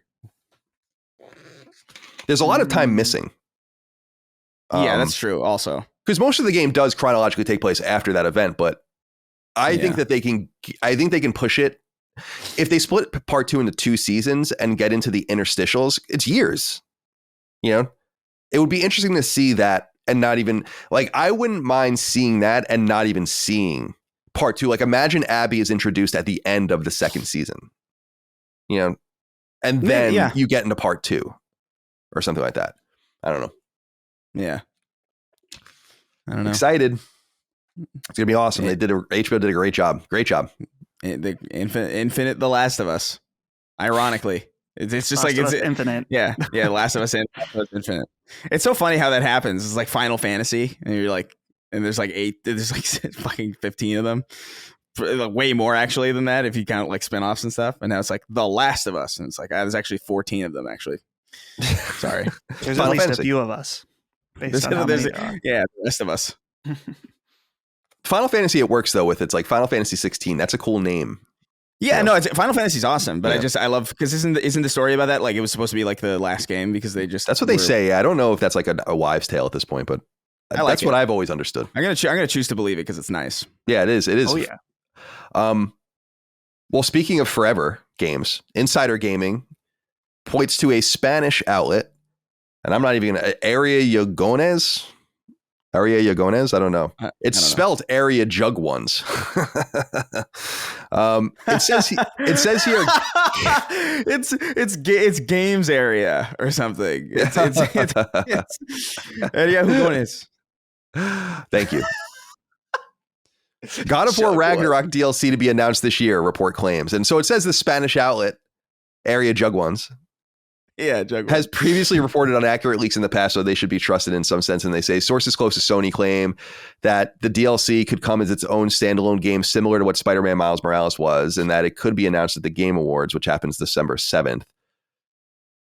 This makes some sense, and I would imagine it could be an Atreus thing, which would be interesting. But oh man, although I think some people would have a problem with that too if they want to like continue down that path. I don't know, but I just don't like these interstitials. I thought Miles Morales was really cool, but I think it's also a smart use of resources, obviously, and assets. But it just seems like I would rather them move on to something else. Like, don't we want to see something else? Can't we all agree that we want Santa Monica to fucking make something else? The last non-God of War game they made was Kinetica. Jesus Christ. God of War was made on the Kinetica engine. That's how old that goddamn game is. And we need something new from them. So that's what I get disappointed in. I just don't want more God of War. Spider-Man and God of War seem to be the ones that are getting hit a lot with this. Like that they're the most popular by cost, or I'm sorry, by sales figures, but they're the ones I'm like I like them a lot, but they're like, I'm the least enthusiastic about them personally. Dustin, do we need God of War Ragnarok DLC? Do you want to play as Atreus? I made that Atreus part up. I have no idea if that's what it's going to be or not. I imagine it might, though. Sure. Absolutely. I mean, I think that makes a lot of sense. Here's the thing. I'm with you, Colin. I don't need any more God of War. I'm good, but I understand the desire from a sales perspective to make more. So here's the thing. I am glad that it's not DLC in the style of Horizon, where we're going to put it in the middle, and it's very hard unless you are used to playing. You're currently playing the game, or you've beaten the game in the case of Horizon, that you're going to go back and it's going to be really difficult. It's very inaccessible on multiple levels, and I hate that. Yeah. So if we're going to get DLC, I would way, way, way prefer this standalone approach where you kind of get a nice mini game instead of inaccessible and hard, annoying DLC. This is way better the way, but I'd rather not have it all, but this is my preferred way to get it. So, yeah. Do you want more God of War, Chris? I'll take it. If it's are you not going to play it? Are you not going to play? Exactly. Yeah. What am I not going to do? Yeah. The thing. So I'm in agreement with Dustin 100%. Where it's like, because that's my main problem with Cyberpunk. Really, Phantom Liberty. Phantom Liberty is great. It's awesome, but I don't know. It does have this quality where it's like, fuck. It's in the middle of the original game. Kind of throws off the timeline of it too. Where it's like, did this happen in my original? Like, I don't even know what is this canon? Like, what's going on exactly? And I don't know. It's weird. It's cool. It's really awesome, but it also has this weird element. So it's like, I like the approach of like something like Miles Morales, where it's like, okay, this is a standalone. I can feel justified in downloading, and it's its own thing. It doesn't rely on anything else, even if it is built on the bones of something else. I appreciate that more than anything. But I'm not interested in really going back to God of War, especially this soon. I really do feel like, and Uncharted, I feel like has done this well. I don't know if necessarily as purposefully as it seems, but like I do think giving us a chance to kind of miss it is a better way to go about it. Where it's like, listen, man, it's been a while since we've had an Uncharted game, and it feels like, yeah, if one were to come out, it'd be like, yeah, that'd be kind of nice. I feel the same way about Gears. You know what I mean? Where it's like, it's been a long time. I don't know if a new Gears game came out, I'd be into it. Just because it's been so long. But like God of War, we just experienced it, and if it's Atreus, I can't even express to you how disinterested I am in this. but I'll play it. I'll cry the whole time. Very well. Yeah, I think it's just too late for me too. It depends. If it's like Miles Morales, it'll therefore be inherently more accessible, and so I probably will play it. If it is like the Horizon DLC, I love Horizon Forbidden West, and when I bought the DLC and played a little bit of it, and I'm like, I just don't really want to do this. I don't know what I'm doing. I'm not in the flow of this. It's not introducing it like it's something new and fresh. It's literally stapled at the end of the game, which I beat last year. What do you want me to be doing right now? Is kind of the impression I got from it, Or I guess earlier this year it would have been. Right? Did Horizon come out earlier this year? Or was it Horizon? Yeah. No. Call of the Mountain came out this year. It was last year. Right. It was last year. Call of the Mountain is what it was this year. Yeah. Which I also never beat. I got to plug in the PSVR because we're going to talk about it a little later. There's a few games that are coming now where I'm like, I should probably be paying a little more attention to those, but we'll get to them. Guys, I wanted to ask you next about this though. Sharlock 93, which reminds me of the name Shart. Like Sharlock. Sharlock. Hello, everyone. I just read an article saying Sega's new super game, in quotes, is going smoothly, and reportedly Sega is willing to spend close to $1 billion to get the game done. This is very surprising given the recent cancellation of Hyenas. Do they believe in this new super game that much? Is it going to be more Yakuza-type games, more Sonic, something entirely new and from the ground up? What do you guys think this game is going to be? What do you hope it's going to be? Thank you for everything. Thank you, Sharlock, for writing in. I went back. I don't know if you guys remember, Dustin, I don't think you were on the show yet, but you might have been. When this game was announced, it was back in early... actually, I guess you would have been on the show in early 2022.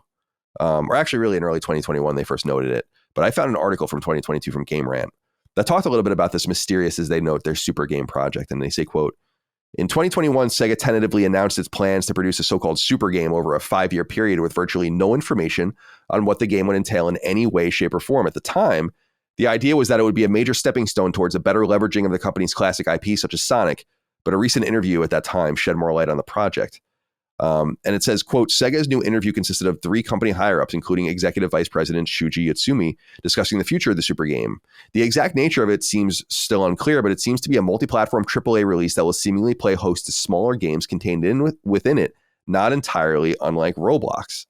So I was reading about this. They've spent almost $900 million on this game. To put that into context, that is as much as even more than it costs to make a Call of Duty game.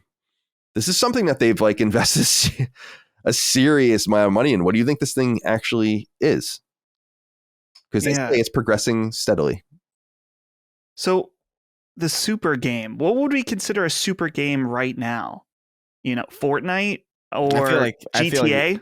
I feel like the answer is really obvious. I feel like this is going to be a crazy taxi extraction shooter. That'd be sick. That would be awesome. A crazy taxi where you have to like drive them to all of these spots and get them out as like some cloud or something's coming forward, like some dust storm. Yeah, exactly. Yeah, that's what it is. $2 billion. I just feel like I don't think it's anything like that. I don't think they're talking about the level of the game on the market. I think they're talking about how it's this progenitor of future projects, that it's a platform. For some reason, it comes to mind like PlayStation. They said Roblox in that thing, but like PlayStation Home or Minecraft, maybe like something like that. I don't think it's anything. I don't think it's anything narrow like Fortnite. And Fortnite, it's not really narrow, but you understand what I'm saying. I think it's something more like Dreams. It's really open now. Yeah. I do think they're trying to. Yeah, they're trying to get into the like metaverse style kind of game. I would imagine anyway. If a Roblox is like Roblox is that's all it is. It's a platform. So yeah, I mean, we'll see how this shapes up. I'm sure there's going to be all sorts of Sonic nonsense in it though. Roblox is free, right? And then you pay for stuff within it. That's how I understand it. Yeah, I don't know. The three of us, you know what? One week, the three of us need to bite the bullet and download Roblox on PlayStation 4 and try it. I feel like I should try it once, see what's on there. This is from internetmatters.org, which is a parent's guide to Roblox. Although the Roblox is a free game to play, children are incentivized to make purchases in the game with real money. Kids can purchase Robux for cash, which is then spent on equipment and outfits in the game. So there we go. I'm just telling you right now, I ignored everything you just said because I'm never doing it. Can't do it. I'm going to do it for next week. I'll report back. Does Roblox even have trophies? Let's see. Roblox. Oh my God. Colin's going to get the platinum in Roblox. Yeah, let's go to the store. True trophies. It says Roblox is launched on PS5 and PS4, but where are the trophies? Rolled out. Many have booted up the game hoping to start collecting those Roblox trophies, only to learn that Roblox doesn't have any. Blah, blah, blah, blah. Okay, well, whatever. I don't care. I mean, either way, I'm not playing it. So what if I had one platinum that was play Roblox? Play Roblox. And it just no, I would avoid that because it was too easy. I don't play games that have where the trophies are too easy. Okay, fair. I'm downloading Roblox. Are you? I'm gonna try it. All right. Godspeed. I don't expect to like it, but I want to know what's going on. Man. My little cousins play it, and it's apparently one of the biggest games of all time that we don't know anything about. Yeah, that's true. My ignorance is bliss, as they say. Yeah, I know too much as it is. Yeah, exactly. I'd like to look if there's any way for me to know less about it. I'd like to know that. All right, our friends over at Video Games Chronicle write a story saying Capcom says it has a major unannounced title planned before March 2024. And they say, quote, that's according to a Japanese Q&A section published alongside the latest earnings results this week, in which it mentions the unannounced title in relation to how it intends to reach its year-end targets. Considering its aspirations for the unannounced game, it's possible that it's related to one of Capcom's 2 biggest franchises, Resident Evil or Monster Hunter. It's also possible, since there are a few industry events left before March 2024, that the game could be announced during the Game Awards. What is the game? Mystery game, Capcom, Dustin. Monster Hunter World 2 or whatever, the follow-up to Monster Hunter World, whatever it's called. I would bet money on it that's going to be it, because especially if they have such big expectations for it. We already got a Resident Evil game this year. We don't need one that quickly. They can space those out a little bit. And yeah, Game Awards announcement, that'd be so exciting. I'd be really, really happy about that. Yeah, they do call it quote unquote major. And so I assume that VGC's reporting is right, that it has to be something big. Resident Evil, you're right, has already been touched this year. So I think, Monster Hunter seems to be the one that would be next, followed probably by Resident Evil 9 in 2025, maybe? something like that. I don't know. Chris, what do you think? You think this is Monster Hunter? Yeah, I think so. Just the fact that they say huge is like, Resident Evil's big, but like Monster Hunter is truly enormous, in a way that is honestly crazy to fathom. But yeah, I do think although Resident Evil 4 is just a remake, I do think there is an argument to be made where it's like, oh, we did get Resident Evil this year, but like we didn't get like a proper sequel necessarily. But I still think it's too early. I think it's been, how long has it been since the last Monster Hunter game? I feel like it's been a hot minute since the last Monster Hunter game. At least not the Switch one that was ported. But right. But like it's been a while, like 2020 probably. Yeah, I'm looking it up now. Monster Hunter. So 2020 was Monster Hunter Rise. No, 2021 was Monster Hunter Rise. That was Switch 2021, Windows 2022, PS4, PS5 2023. And Monster Hunter World was 2018. So on the Wikipedia, you know, where they have like the list of games, but then they make the mainline ones bold. Yeah. So World and Rise are bolded. And before that, the last bolded one was 4. Right. So yeah, Iceborne was 2019, Rise was 2021, Sunbreak 2022, and then their mobile one. Yeah, I think it's Monster Hunter. I think Monster Hunter World too. I think they need more time for Resident Evil 9. That seems to make sense to me. I'd like to think it was Onimusha. Mega Man. Let's see. Capcom's mystery game. All right, there we go. I was just writing my notes. All right. I saw this as well. People are this has been making the rounds. Remedy released some notes from their finances. And what they basically note in here is that Control 2. So 2 things. Well, they've noted a few things, but 2 things for relevance of us is that Alan Wake 2 was kind of an all-in project for the team. And that they are going to be moving on now that the game's out. We'll be talking about that shortly. Noted kind of disappointingly, it said, so Control came out in 2019. We love Control. I was hoping that it was going to be further along, but it says, quote, Control 2 continues in the proof of concept stage. The plans for this sequel are ambitious, and we have seen good progress both in the design and in the game build. We will continue at this stage for the next few quarters. We focus on proving the identified key elements before moving to the next stage and scaling up the team. So Control 2, probably 4 years off, maybe 3 to 4 years off. Apparently Alan Wake 2 was made in 3 years and change, which is pretty impressive. So maybe they can make it quicker. And then they have that project Condor that we've talked a lot about over the last couple of years. Quote, Condor, a cooperative multiplayer game, has progressed from the proof of concept to the production readiness stage. We have acquired valuable insights into developing service-based games and are now in a better position to create a game players can engage with for years. And then they have another game, quote, in codename Vanguard, we are defining the next stages of the project with our publishing partner. At the same time, the project is aiming towards the completion of the proof of concept stage by the end of the year. And then Max Payne 1 and 2 remake for Rockstar progressed into the production readiness stage. We have gained clarity on the style and scope of the game, and we have an exceptionally well-organized team working on it. With these accomplishments, we are excited about the project and its future success. So pretty exciting times over at Remedy. Again, we'll be talking about Alan Wake 2 shortly. But what do you think about the future, Chris? Control 2, it looks like we're going to be waiting a while. A little disappointing, although all these games take place in the same universe. So I guess you can just assume that they're all kind of maybe hitting once every few years at this point, which is fine, I suppose. But what do you think? Yeah, no, I'm stoked. That's like I was kind of hoping that Control 2 was a little bit closer, but I appreciate that they're taking their time with it. I appreciate that they're actually like putting a lot of effort into this game, because I think Control deserves that. Control was awesome, and I think more effort put into that, more money put into that. I think that's exciting. The fact that it's more ambitious is interesting. I'm really curious what they're going to do with it. Remedy is such a strange team with such a strange style that I'm just kind of like I'm just kind of inherently interested in whatever it is that they're doing. Crossfire campaign notwithstanding. Right. What happened with that? I was just wondering, like, they released a single player campaign that's horrible. Like, just compared to the rest of their work, it's this like, what were you doing? Yeah, I don't know. They're working on a game that's not theirs. I don't know. There's like a million different things in my head where I'm like, that doesn't really even matter to me. But yeah, I don't know.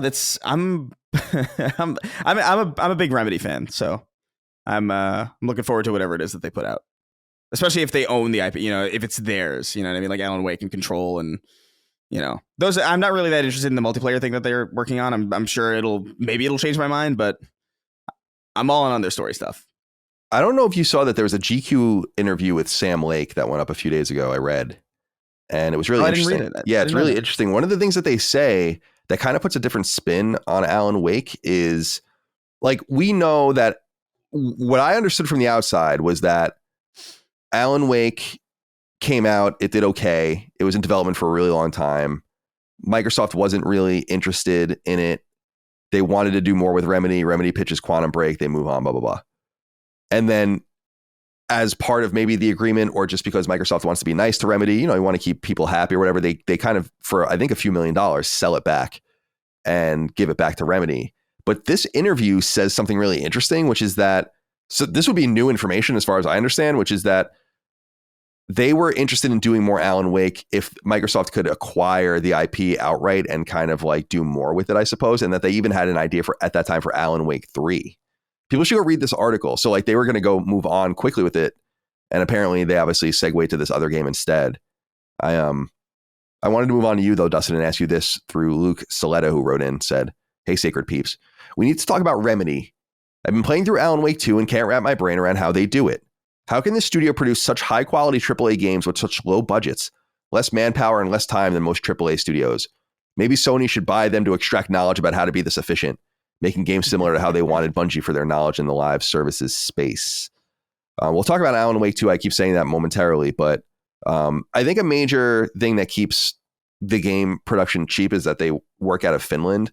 It's not a cheap place to live, but it's not some parts of Western Europe, and it's certainly not the United States and Japan, where it's a little more expensive to make games. So I think that's a big part of it. They probably also, I don't know much about it, but Finland might also have some very Quebec-like government money circulating through these different studios too, to kind of keep them afloat. I don't really know, but they do a lot with very little. What do you think about the future for Remedy, Dustin? Yeah, it's exciting.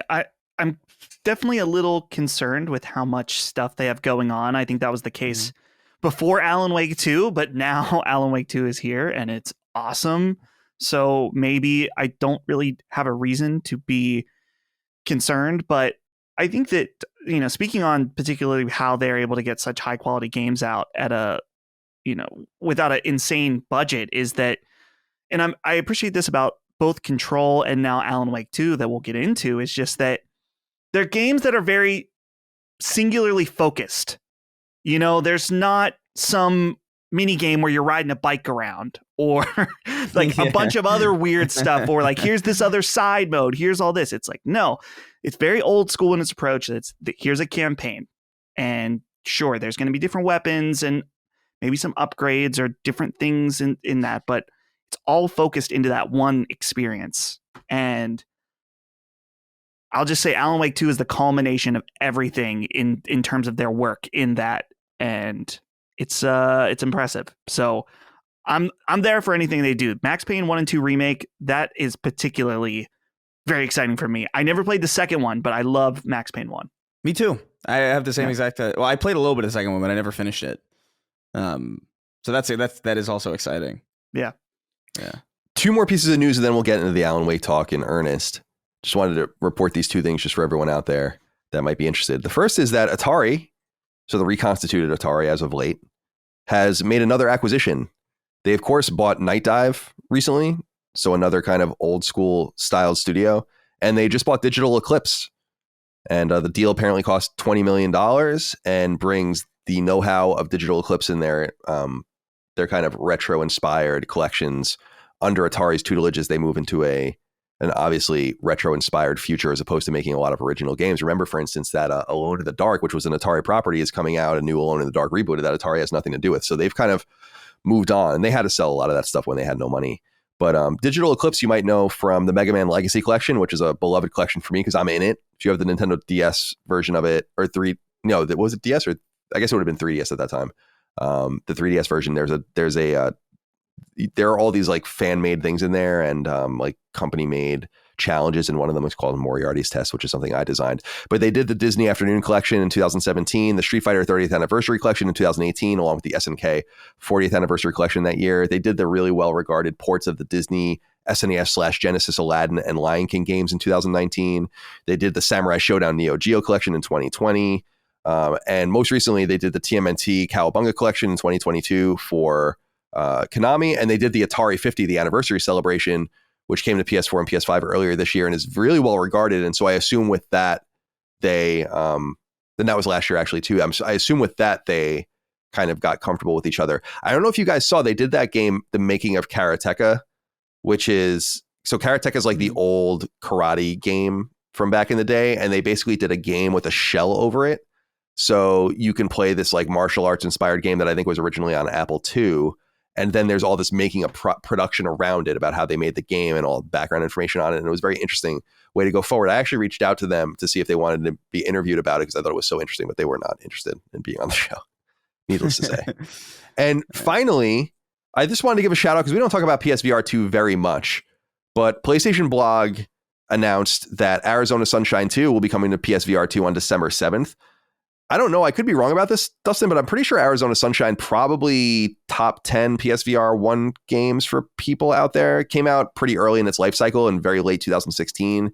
Very well regarded, more so on PC than on PS4, but did pretty well there. It's like a zombie shooter in the West, I think. So this looks pretty cool. It comes from Vertigo Games. Looks fun. Don't know if it's going to sell more than 5 copies because it doesn't seem like anyone cares about PSVR 2, but I'd like to check it out. Maybe I've always meant to check out the first one too. I have a lot of intentions, I assume, paved with gold. So yeah, Arizona Sunshine 2 coming out December 7th if you're interested. All right, let's move on to the games we're playing. I'll go first just to get out of the way and we can talk about Alan Wake 2. I'm not playing Alan Wake 2 yet because we haven't done the Spider-Man 2 conversation. So I've beaten Platinum Spider-Man 2. Platinum number 150. So interesting round number there. And it was a lot of fun. I thought it was great. Highly recommend it. Again, I think it's a great game. I don't think it's amongst the very best games that PlayStation has to offer. I think it's going to sell really well. I'd be interested to see new updated sales numbers. It's a little frustrating. We're waiting. It'll be about 6 weeks by the time we get Sony's financials. And even then, Spider-Man's numbers wouldn't be in those because it came out in October. But nonetheless, I really like the game. Highly recommend it. We'll talk about it more deeply, but because I have my notes here and everything that I was writing up last time, but I think you guys know that I'm not a wonderful compartmentalizer of fiction. Like I'm very much in Spider-Man mode right now because I platinumed Spider-Man 1 and then Miles Morales and then this game back to back to back. It looks pretty cool in my list actually right now. And so with that said, I want to kind of get this and purge this from myself. And before I get an Alan Wake 2, which is just another one of those games that I'm gonna have to really immerse myself in and take notes and study. Yes. I just can't do it I can't do it at the same time. I need to get rid of the Spider-Man 2 shit first. So because of that, I beat Spider-Man 2, platinumed it, and then I was like, what am I gonna do? And so I went and bought RoboCop Rogue City. And I only played it for about a couple of hours so far. It's fun. And what's cool about it is, and this is just a me thing, is that Dagan and I, and this was very much intentional, but we just did RoboCop on Knockback. So RoboCop's like very, very fresh in my mind right now, like utterly front of mind for me. And so it just really fits right now with me having just seen it, where it's just the subject matter, the setting, all of it makes a lot of sense to me right now. So it's very AA, and RoboCop's a little sluggish, which makes sense. It's a little annoying when you're playing I'm playing Spider-Man. I'm moving around like with the incredible kinetic energy and all that, and then he's kind of like just kind of functioning more robotically. But it's so funny. The gunplay is really great. It's violent as fuck, which is hysterical because the movie is violent as fuck. The game even opens with like a fake newscast, just like the movie opens with those really funny fake newscasts where they're saying ridiculous shit, but they're just very not affected by it. You know? Yeah. Yes. Straight face. Exactly. So I'll have more to say about that next week, but I'm kind of just interstitially playing that to buy time. Because I think on Monday or Tuesday, we're going to record Spider-Man 2 spoiler cast and review discussion for Sacred Symbols Plus. So you can find that at patreon.com/laststandmedia. We're going to have Gene on with us, who reviewed the game over at the Washington Post. So that'll be fun to have him on as well. And then I'll get into Alan Wake 2. So I wanted to get out of the way and say all of that. Dustin, I'll leave it to you because you played Spider-Man 2, but you also played Alan Wake 2. And then Chris played Alan Wake 2. So I'll let you say what you want about Spider-Man, and then I'll let you guys take it away with Alan Wake. Cool. Yeah.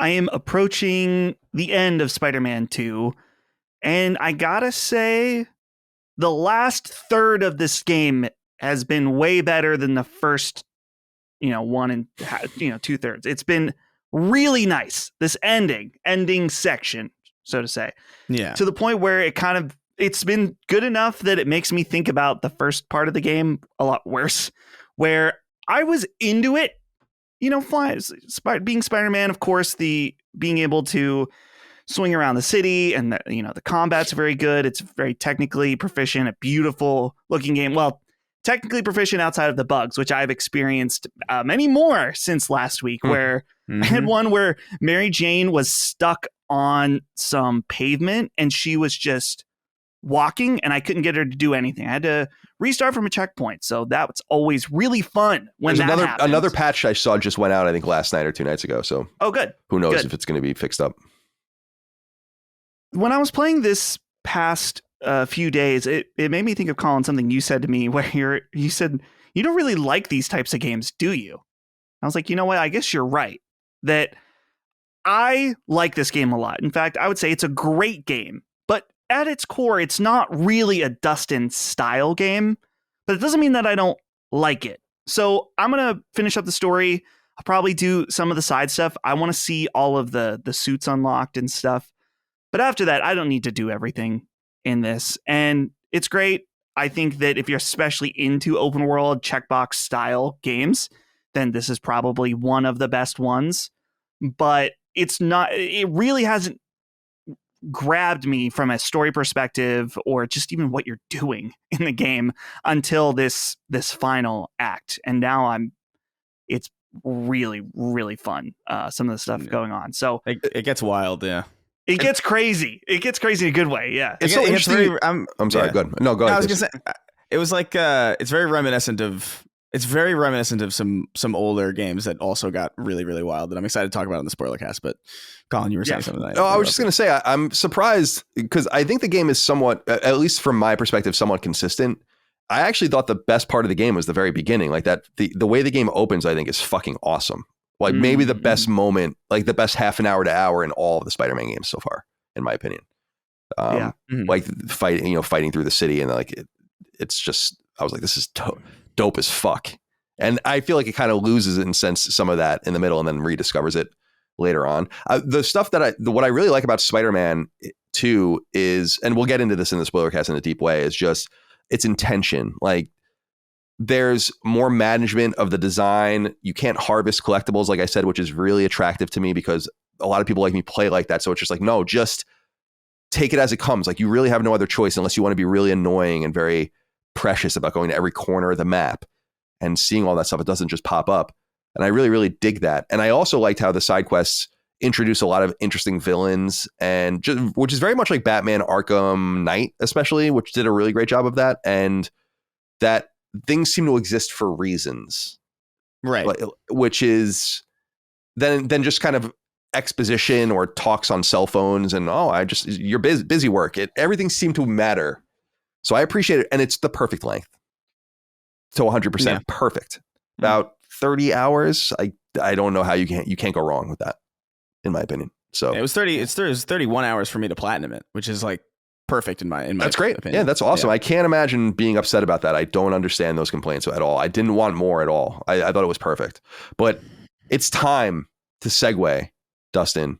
Yes. And we'll begin with you. Joseph Gallagher wrote in and said, "Hey fellas, I hope you're all doing well, and a special congratulations to Colin. Thank you.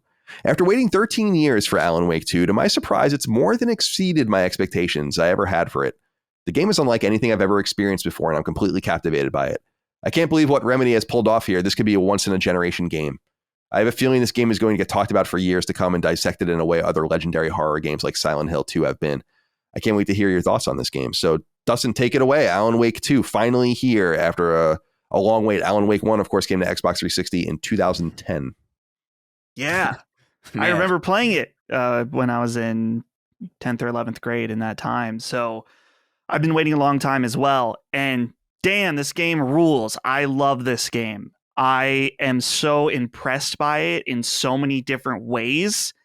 And I think the thing right now that is really it's standing out when I play it. I mean, obviously, visually, I think is one of the main things, but this game is legitimately really creepy and shocking at points where they really were serious when they said, we're making a survival horror game.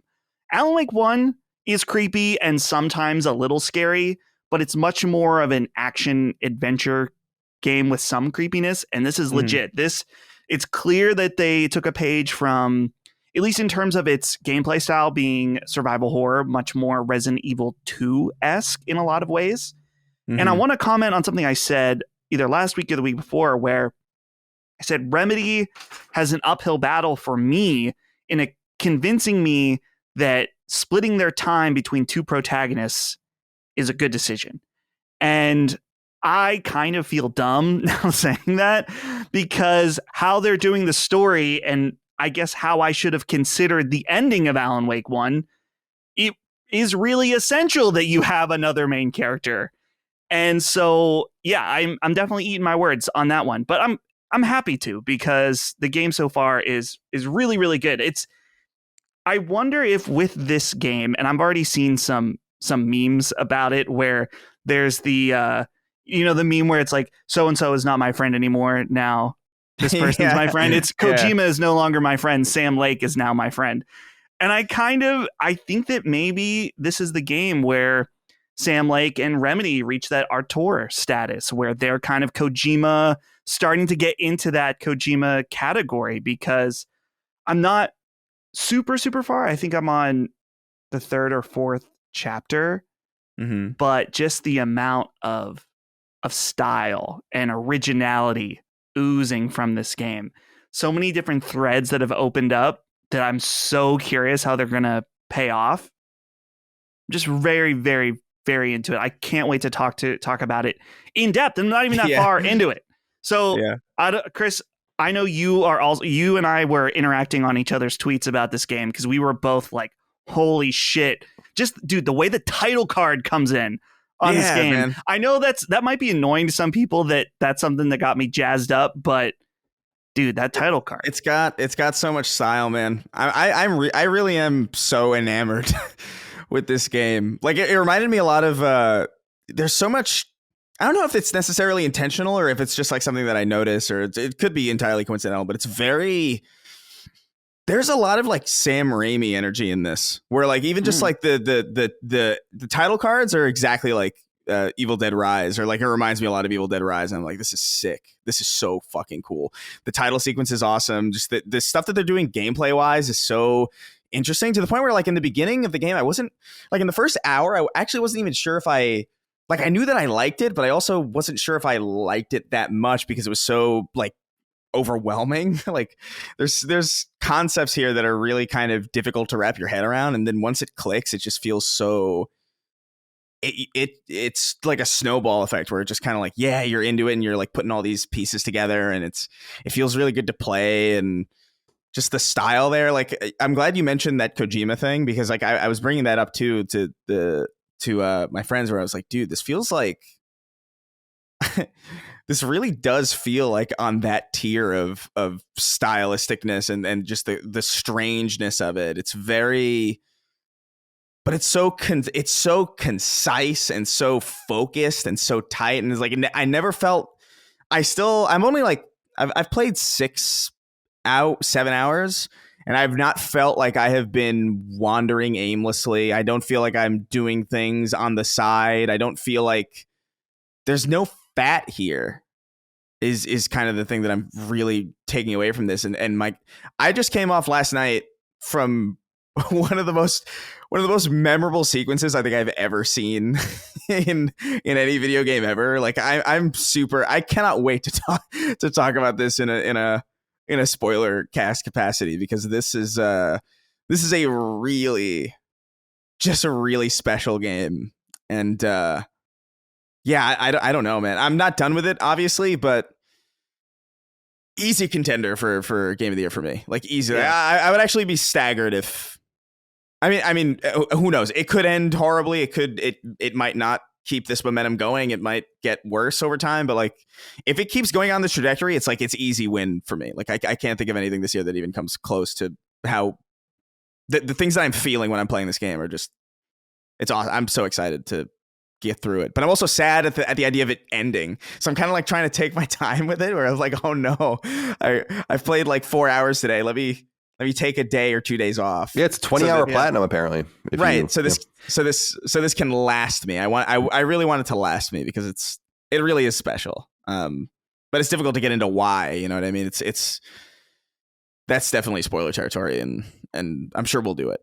Yeah. Oh, certainly. Chris, one other thing I want to say, because I commented on this earlier and I didn't follow up, is that the idea that this game, I think, is truly the culmination of what Remedy has been building up to in so many ways, where Oh, totally. Yeah. particularly with Quantum Break, they were trying to incorporate film in some way, but it was so clunky with these weird episodes that you don't really need to watch, but they're there.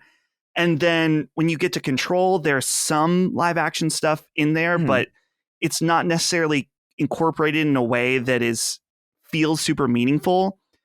And then Alan Wake now, the way that they incorporate their live action stuff is so good and so seamless.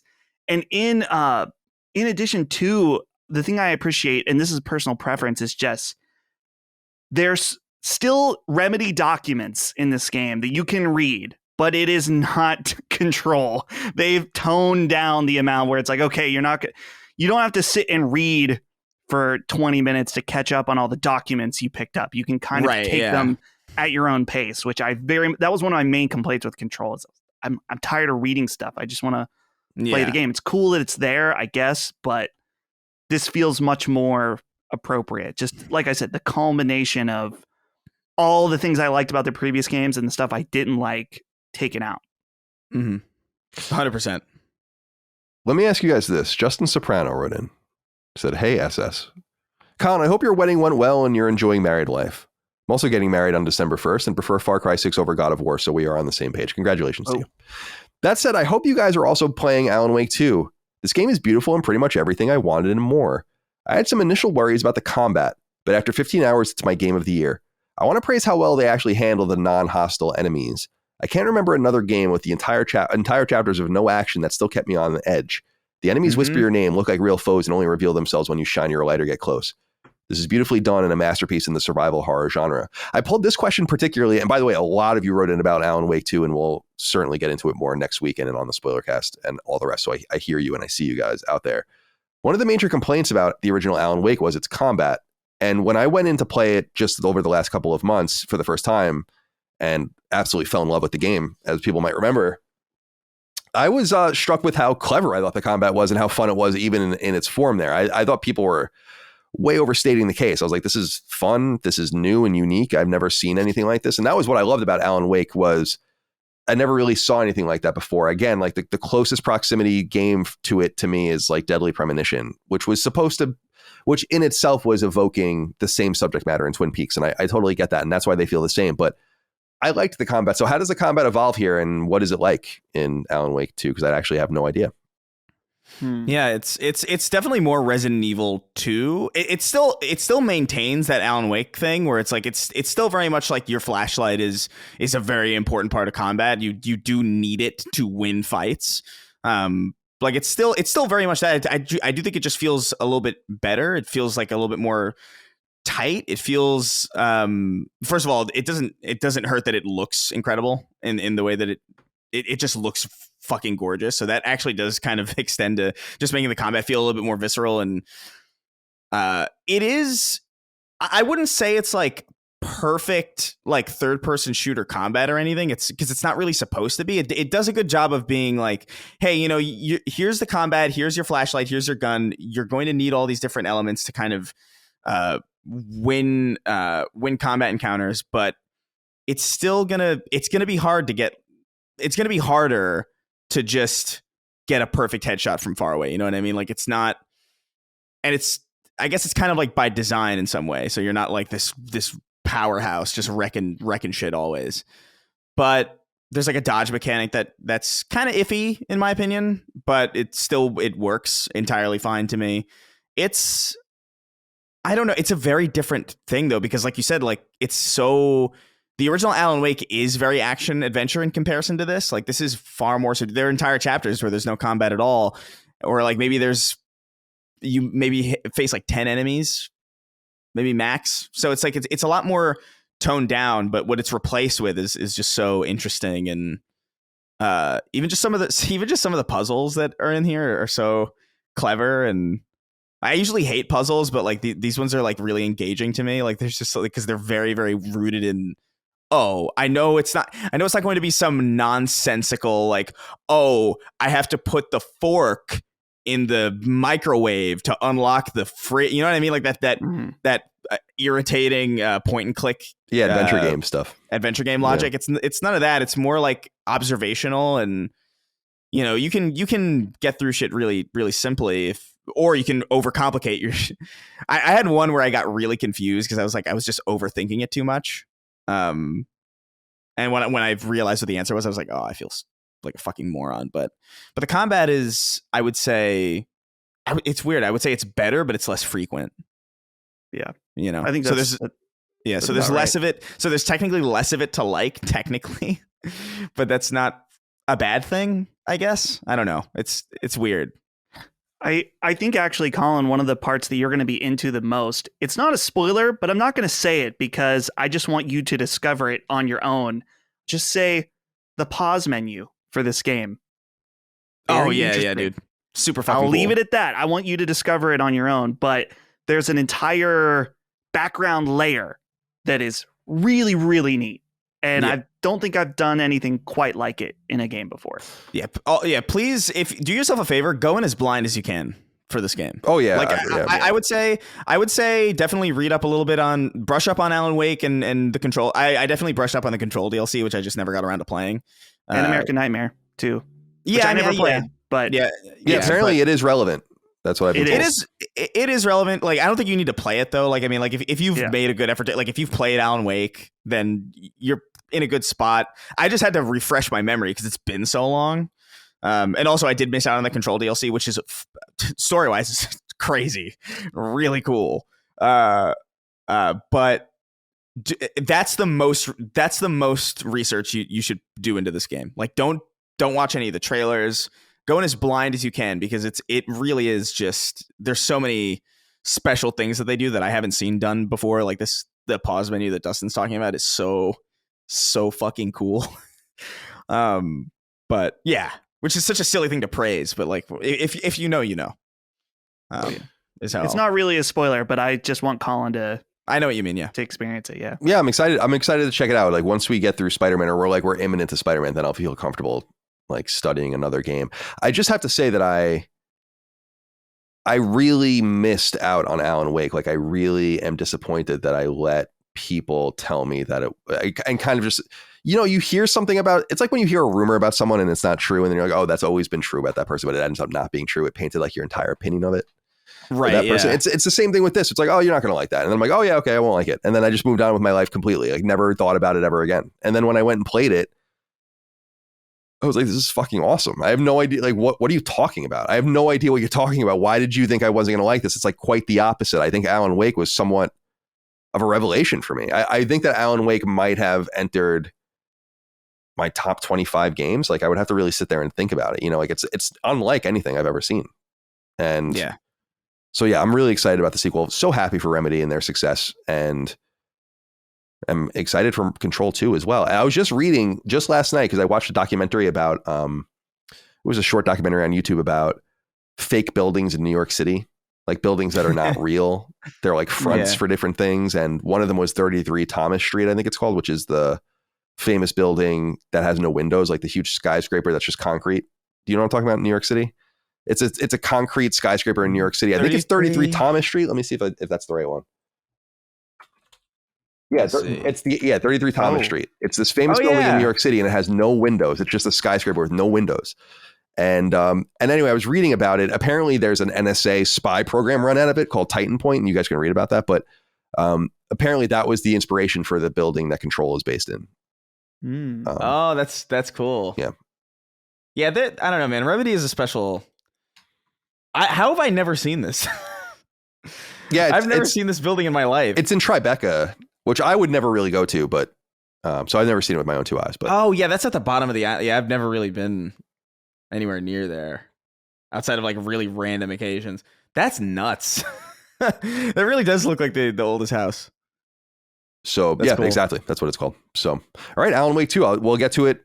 Also, yeah, Spider-Man 2, highly recommended. If you guys haven't checked it out, although I think most of you guys know what time it is. I have 2,000 friends on my PSN friends list, just random fans and listeners over the years. So it's maxed out.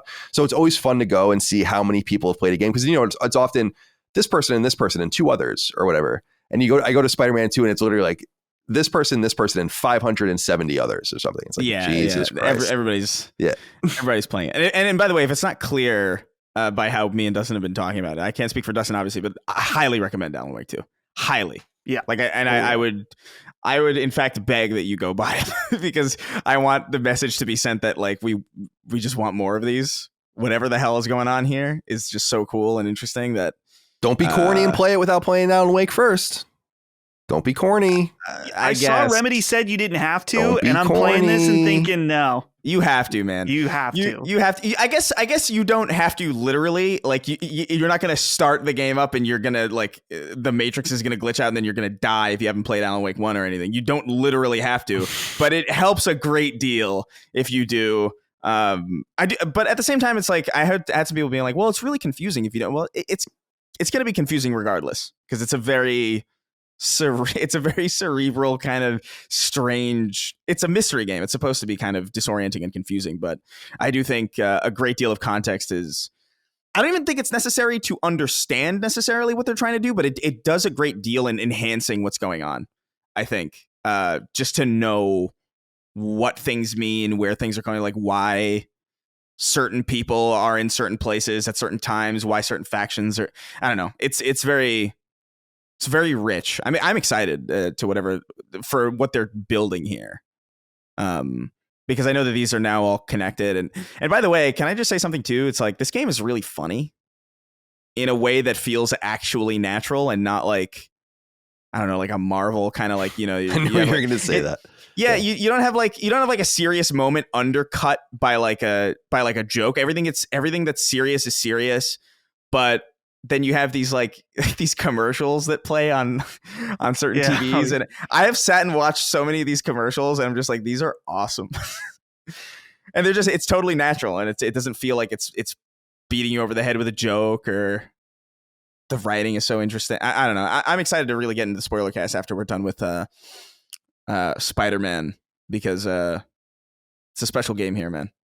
Yeah, it's not like Alan Wake holds his flashlight up and says, say cheese or something, or like special delivery, like in Spider-Man, constantly. He doesn't go like, that was awkward, or that just happened. That just happened. Yeah. Ugh. Did I just evaporate a Shadow Man with my freaking flashlight?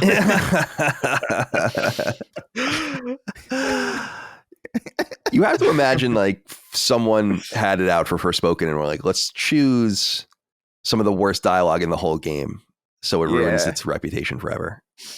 All right. Yeah. So Alan Wake 2, Spider-Man 2, lots of good games to play. RoboCop, hey, it's out there. It's hanging out. It's out there.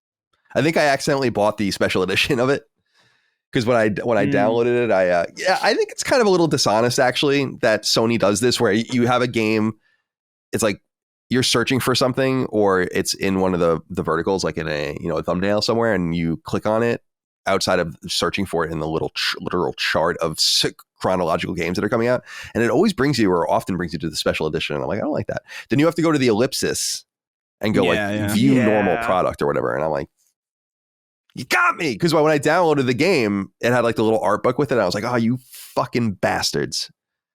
You did it. That's fine. That's fine. You can take a pretty little art book. Yeah, I'm definitely going to look at it. So definitely going to look at that RoboCop art book. All right, my friends, let's get into the news. Big news item this week we'll get into. I, of course, talked about this pretty extensively on Sacred Symbols Plus as well. I'll get back into it, though, here with more thoughts. And we're obviously going to hear from Dustin and especially Chris on this item. Number one, layoffs have hit renowned game studio Bungie, which Sony purchased outright in 2022. According to reporting from multiple sources, Bungie cut around 100 jobs, bringing its headcount down to just north of 1,000 in total. Alongside the layoffs came word that their two upcoming projects have been delayed, that revenue is down sharply for its flagship title, Destiny 2, and consternation runs rampant within the wider team. So here's a full rundown. On October 30th, rumors began circulating on social media that layoffs were occurring at Bungie, with Forbes reporter Paul Tassi at the front line. Tassi reported that his sources indicated that the cuts came from Bungie itself and not Sony, which is somewhat of a hollow statement, considering Sony owns Bungie and coordinates financially with it. Unfortunately, this reporting also indicates that employees are being let go late in the month, affecting some employee benefits, and that those with unvested shares from the Sony purchase will have those shares revert to Bungie. Remember, Sony was spending well north of $1 billion solely on retention within the team, and those types of shares are vested over years as a way to make talent stay in place. For the 8% or so of the staff laid off, they will reportedly lose out. Pete Parsons, Bungie's CEO since 2016, and before that, its COO since 2002, tweeted the following as the news broke, quote, "Today is a sad day at Bungie as we say goodbye to colleagues who have all made a significant impact on our studio. What these exceptional individuals have contributed to our games and Bungie culture has been enormous and will continue to be a part of Bungie long into the future," end quote. As for the nitty-gritty, reporting from website Bloomberg notes that staff were told in recent weeks that revenue within Bungie was running a staggering 45% behind projections, with weak pre-order numbers for upcoming Destiny 2 expansion, The Final Shape. Indeed, The Final Shape was set for launch in February of 2024 and will now launch in June instead. Meanwhile, Bungie's all-new upcoming game, a reimagining of their old 90s title Marathon, is also delayed. Having entered development in 2019, years before Sony took over, Marathon is now expected to launch on PlayStation 5 no earlier than 2025. Bungie, founded in 1991, was originally known for its lineage on the Mac platform, and its first hit, the FPS Marathon, launched in 1994, with sequels in 95 and 96. It followed up with an RTS series called Myth in 97 and 98, before ultimately hitting pay dirt with Halo Combat Evolved, an original Xbox launch game from 2001. The year before, Microsoft purchased Bungie outright to secure its future output, and it did for a time, remaining in the family through 2007 and delivering Halo 2 in 2004, Halo 3 in 2007, Halo 3 ODST in 2009, and finally Halo Reach in 2010. From there, they migrated to a second-party relationship with publisher Activision, launching mega popular MMO FPS Destiny in 2014, with the sequel following in 2017. In addition to further Destiny 2 support and work on Marathon, Bungie is known to be working on a third game, codenamed Matter, which could potentially be Destiny 3, although I read that Matter might be canceled and Destiny 3 is its own thing. I don't really know. You would know way more about this. Chris, have at it. I'm very eager to hear what you have to say about the situation over at Bungie and what seems to be a significant decline, including a 45% missing of their own internal metrics, which is yeah, that's crazy. I was saying on Sacred Symbols Plus I would assume be catastrophic to most teams, not just bad. And so it seems like this is a bad time right now for them. Yeah, I mean, dude, it's I don't know. When I saw this happen, I was like, this is really, because you have to imagine, a 45% falling 45% behind projections is to do with a lot of things, but it's also the fault of projections to not really understand what the hell was going on. Like, Lightfall was a mess. Lightfall was just not good. Like, it played really well and all that, but like they really bungled that story. And a lot of people who are into Destiny right now are really into it for the story. Like that's a big component of what they have right now. And so, yeah, a lot of people absolutely fell off. I definitely fell off too.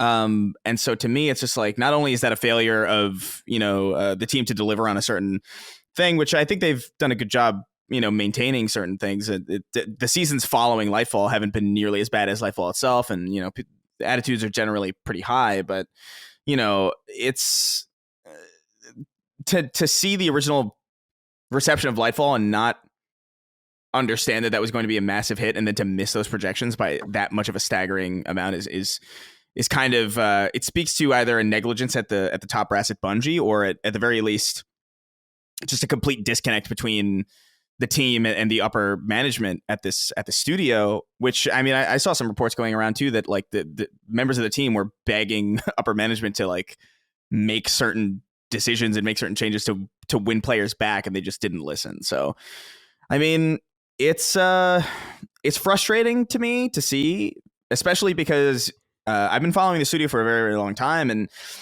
you have to imagine, right? You're working on. You're at Bungie. You're at a storied developer, right? With a lot of history, still a surprising amount of original talent from the early days still there. People like Michael Salvatore and Lorraine McLeese and Christopher Barrett and all these people who are like really instrumental in the original in Bungie's early days.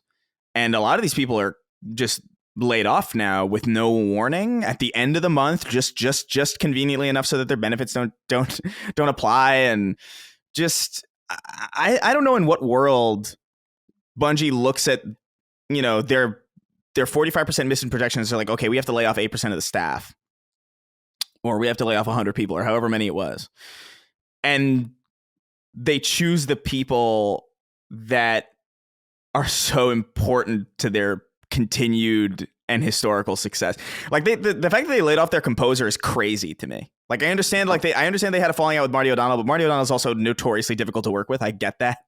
That's like not really all that surprising. The only reason they got away with that in the first place is because they still had the other half of that great team, arguably the unsung half of that great team, who has gone on to make some amazing music for Destiny over the years without Marty O'Donnell's input at all. And now he's gone with no warning. Like not even like it wasn't no difficult to work with, no like consternation with the board. Just Bungie doesn't need music. What? It wasn't essential to any of their prior games. Yeah, it wasn't like it was. Look, I love Halo as much as anybody else, right? But that soundtrack is at least 50% of the reason why people love it. Like it is like even if people don't like Halo, they love that soundtrack because it's just objectively good. And these are the people responsible for it. Even some of their most storied raids during Destiny. Like I remember there was an entire period of time through Destiny where there was one raid. I don't remember exactly what it was called because I'm not much of a raider. I don't really have the time or the patience to get everybody together. But there's an entire middle section of a raid that was just music and vibe, just people moving through a space with music. And that track went viral for how like how is this amazing piece of music, this amazing sonata just in the middle of a fucking MMORPG raid? It's crazy. And so to look at that style and that contribution and be like, that's not even worth like a 2 weeks or so, like, you know, just even some semblance of a warning for these people like Lorraine McLeese, who've been very, very responsible for the art direction of Bungie over the many, many years, responsible for some of the most iconic box art in the industry. Like, I don't know, man. It doesn't speak well of the company to treat such important employees well. Layoffs happen for reasons that are, you know, beyond anybody's control. You know, the economy is in a certain place, you know, projection. You can only circumvent the material reality of economic factors so much. Like, obviously, people will get laid off, but I don't know, man. There have to be less important people at Bungie. Like, no offense. Like, no offense. Sincerely, I don't mean that in any bad way. I'm sure that sounds bad, but like, how your composer, dude? I don't know. I don't know. I mean, they went after. It seems like they went after a few expensive people. That's what I was going to say. Is if they let go of him, then it's one of him versus I don't know how many salaries of a lower level employee. You know, I get that, but also like. I don't know. To me, that's just so out of pocket. Like I don't know. The brutal thing about that, though, Chris, is that it's really out of pocket because those are the guys that would have gotten stock, or to have unvested stock in right. You know, or shares in the buyout. So yeah, I don't know, man. Almost hurts more. Like they probably lost potentially millions of dollars getting laid off. You know? Easily, man. They're instrumental to the success of this company. Now they just get booted at the end of it. I don't know. It just seems really slimy and really unfortunate. Like layoffs are bad. Obviously, when they happen to anybody, it's like a bad situation, and there's no real way to make it amazing. But I do think there's a right way and a wrong way to handle it. And at the very least, at the bare minimum, I don't know, man. Don't do it over fucking night. Like, because clearly they knew this was going to happen. Like, it's not like out of like overnight they were like, oh, by the way, all of a sudden we missed 45% of our revenue projections for the year. You know what I mean? Like this is information that's known, that is understood throughout the year. So like I don't know. It's hard for me to look at that and think it was.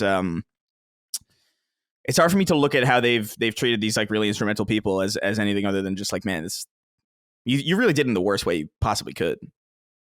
At the very least, ease it with like some notice. Be like, hey, listen, you know, or I know some companies do this. Like, hey, we'll take care of you for like a certain amount of time or whatever. At the very least, for your instrumental talent, at the very fucking least, I would at least allow them to. I mean, it's very counterintuitive to say there's people that own big businesses be like, what are you even saying? Because you need to save that money for future offers for new employees. But it would be like vest them at least, or like it enhance the vesting period so that they get more of the money. Like they were purchased. Bungie was in part purchased for its talent. Right. And the thing that bothered me about it was that Pete Parsons was rumored to have said like they have the right people still or whatever, something like that, which is just a very clumsy thing to say. It's just because I understand like, well, let me say this. Ryan Del Vecchio wrote in and said, "Hey, hello guys. As someone who follows the gaming industry somewhat closely and listens to this podcast regularly, could you by chance shed some light on why these Bungie layoffs seem to be getting more attention as to some others? My Twitter feed has been on fire, and I figured maybe some others may feel in the dark as well. Thanks a bunch for the content, and congrats on the wedding column." Thank you, Ryan. So it is true from my perspective that these layoffs are getting an inordinate amount of attention, but I think the reality is that this is at some sort of nexus point of a studio made for a type of game that seems to be prevalent and important right now, with a very popular product that is now severely declining, a new corporate suitor that might have severely overpaid for the studio if this is the direction it's going into, and all of these things just intersecting at the same time that I think makes it very interesting. Because it's true that, and it's sad, but it's true that there have been a ton of layoffs around the industry, which is a bummer. And this is actually really not even one of the significant ones in any way, shape, or form. But Bungie is Bungie. It's one of the most renowned teams in the industry. And so I think that it would generally draw a lot of attention to it. Yeah. It's also a studio that a lot of people know very, very intimately. Like, they're like, I don't know, man. There really aren't. The last time I can remember something similarly happening to this was when what is it? Mick Gordon got screwed over by Bethesda. Yeah. That was like the last time I could remember something like this happening, where it was just like, oh, hey, like a really recognizable name was kind of booted off of a really important thing. It's obviously the circumstances are very, very different. Obviously, like it's not exactly 1-to-1, but people know Mick Gordon, and people know, at least in the industry, people know Michael Salvatore, and people know these really important developers who've been at Bungie for ages. I've talked to some of these people over the years, and it's just like, I don't know, man. It's a little bit more personal, I guess, and more people care about the culture at Bungie than care about other places. It's the same thing at Blizzard and places like that, where people care a lot about the culture at Blizzard, and because of that, a lot of the things that they do that might happen at other studios get a lot more attention because people actually give a shit. As opposed to like, are you like, who's going to care about, I don't know, fucking the THQ in the same way? You know what I mean? Like, they're different beasts. Yeah.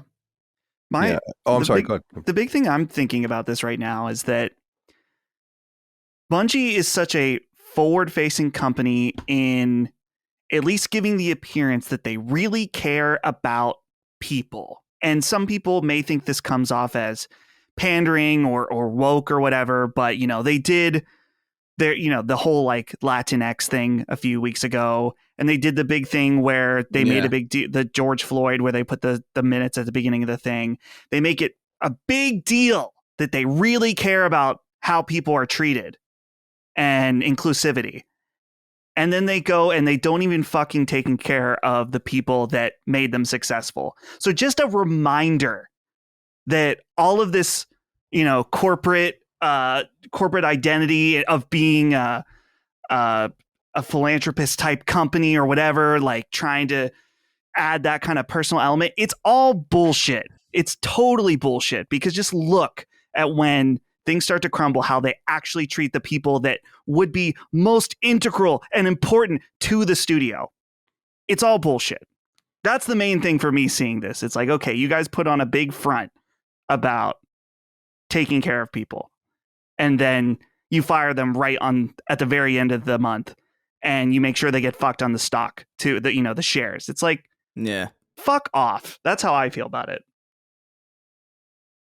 Dan Excel wrote in, said, "Hey boys, Colin, congrats on getting married. Thank you. Have you guys seen the news of the upcoming Destiny 2 expansion, The Final Shape, getting delayed further into 2024? Rumor has it Naughty Dog took a look at the single player content and said this isn't sticky enough. All jokes aside, live service games need to be taken out back and shot. If Bungie can't get it right, then other studios have little to no chance. Anyways, have a great weekend." This to me is a misreading of the situation in some way. This is what I was saying to Jaffe was, I don't blame Sony for making the bets that it's made at all.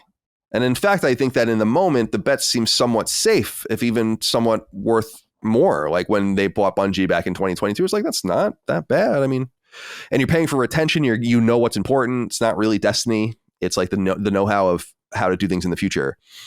I just think that Bungie made a fundamental mistake in some way of maybe not embracing one of two things. And I just say this as an outsider.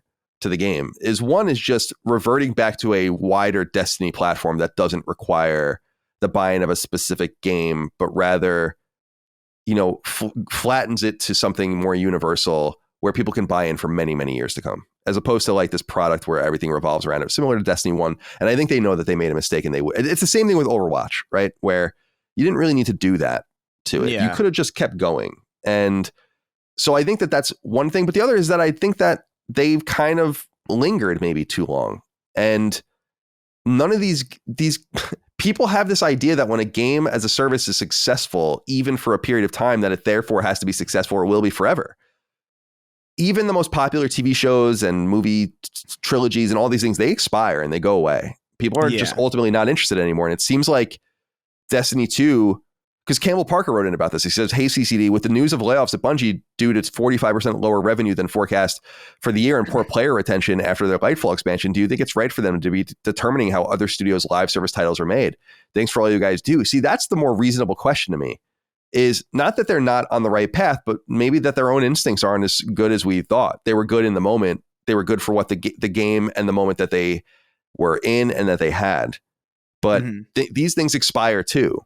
Yeah. And the only poor piece of irony for them is that the games like this, they're on the market longer and make more money, but they're just way more expensive too. And so I don't understand how you misread your own audience that deeply. 45% missed revenue is, and this is what Jaffe and I were throwing back and forth was, and I know I keep saying that because I want you guys to listen to that Sacred Symbols Plus episode out there, is that would shut many teams down. Like missing your revenue forecast that by half basically is pretty serious if you don't have a lot of money in the bank or a really rich parent.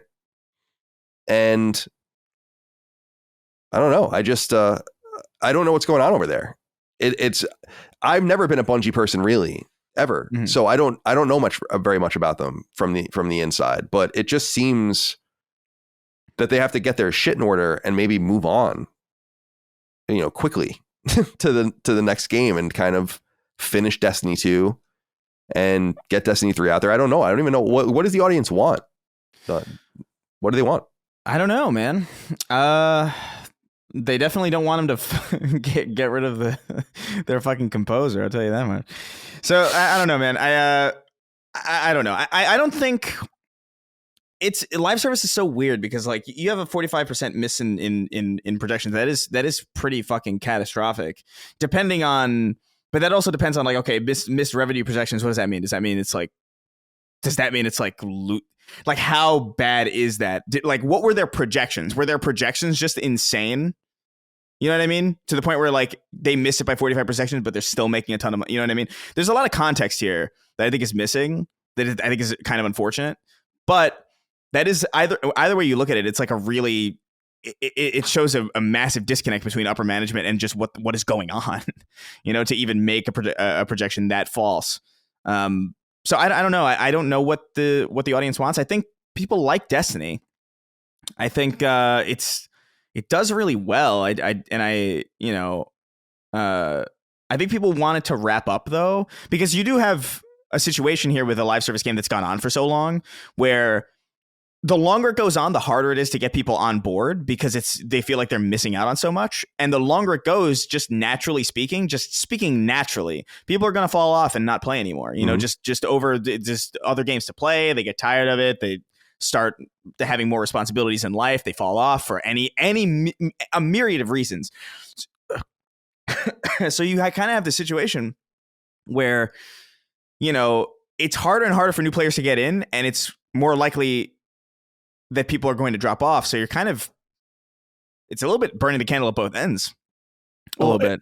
And Chris, I would say it's a perfect storm with this year too. It's they kind of missed, with this release with Lightfall. And then you have Baldur's Gate 3, that's a 100-hour game. You have Tears of the Kingdom, that could be a 100-hour game. Resident Evil 4, Spider-Man 2, Starfield. Just Starfield, the list of stuff that is appealing to many types of players is so high. Year. It's an unusually big year. That also does play a factor. They missed it. They didn't strike Lightfall the way they should. And even if they did, it still probably would have been like a rough year for any live service. Yeah. So, but then you see, I don't know, man. You see, I don't know anything about Microsoft's financials, but as far as live services go, I mean, Halo Infinite's back on the upswing now. And it's actually doing really, really fucking well. That new season's really solid and really good, actually. So it's kind of, I don't know, it's an ebb and flow kind of industry. I don't think necessarily that them having a really bad year in a year that is unusually competitive at like a really high quality level is necessarily an indictment of like their ability. Because there are people kind of going around with like, oh, Marathon's fucked. I don't think that's true at all. I think that team is still incredibly talented. They still have like Christopher Barrett and all these like original people there. There's still a lot of people working there. It's just a shame how they treated, some, and you have to imagine like how they're feeling too. It's like, fuck, like, well, they, they did that to Lorraine McLeese and Michael Salvatore. Like, how important am I? Or like, when's my time to go or whatever. But I don't think Marathon's going to be a bad game because they fucked up this year or they have like a bad layoff. By the way, like we mentioned earlier, everybody's seeing layoffs. You know what I mean? This isn't like this isn't just like, oh, Bungie's like unique. It's a shit ton of people in the tech sphere and in the gaming industry, and it's unfortunate that it's coinciding with a year that's so good from a quality output standpoint. It really is such a strange thing because it's like you'd think of all years this would be like the least likely year for something like this to happen, but like it's actually like catastrophically bad. Yeah, Meatball wrote in about this, actually says, "Good day, Sacred Trio. I'm growing increasingly concerned with the industry I love.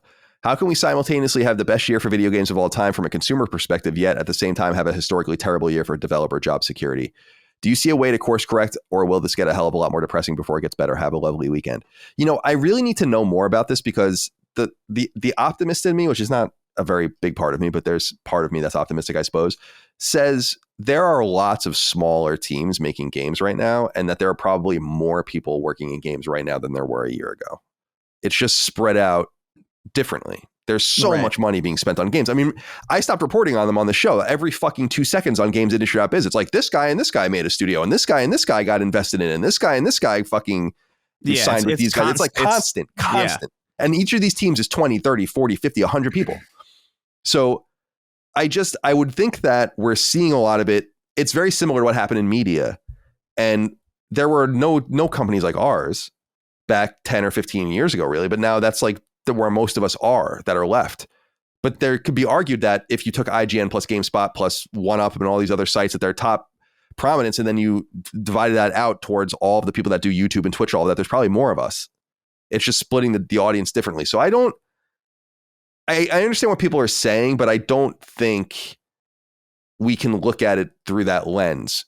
Think about all the studios that like Larian, I'm sure, is like on a hiring spree, right? And Insomniac made its money back instantaneously when the game came out. And like Nintendo sells 10, 15 million copies of their game, whatever. It's like there are lots of people doing really well. But I also think that there's a lot of wealth inequality in the industry in some sense. I think there's a lot of money being sucked up by C-suites and people that maybe are making too much. And we've talked about this ad nauseum, right? Like 100%. I don't know though how much that really, like when you think about it, it's like we have a CEO that makes $10 million. It would be more appropriate if you made $5 million. It's like, all right, so you saved $5 million a year. It's like, what does that get you?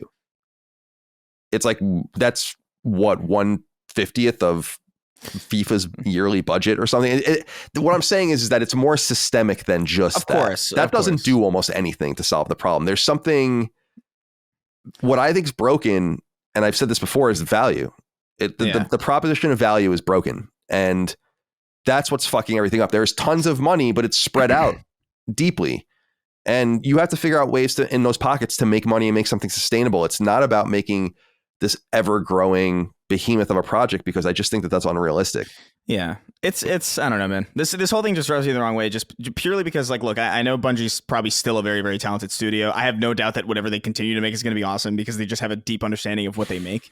But like, it just sucks because you got this Michael Salvatore is like almost like, I think he's like 60 or something. And he's been working at the studio forever. Like he doesn't get that payout, dude. Like, I don't know.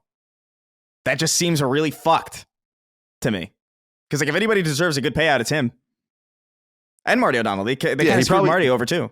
These guys probably got, you would assume the vesting is like 5 or 7 years or something. So they probably got like, 20% of their money or whatever. It's unfortunate. And what their argument would be internally, which makes sense, is like, their shares revert to us and we need them to get new talent.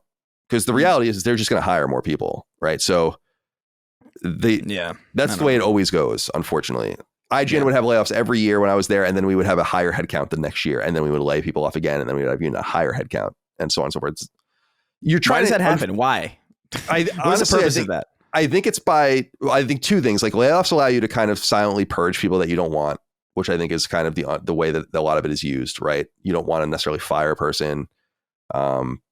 You give them some sort of severance and treat them a little bit better than just throwing them out on the street. I think that's part of it. But I also think part of it is, and this is what I was saying about some of the people they got rid of, like the woman that did like all the logos and stuff, which is like a really significant part. Lorraine McLeese, yeah. Right. I'm sorry. Yeah, I don't know her name. No, it's okay. Off the top of my head, but it's like these people probably make.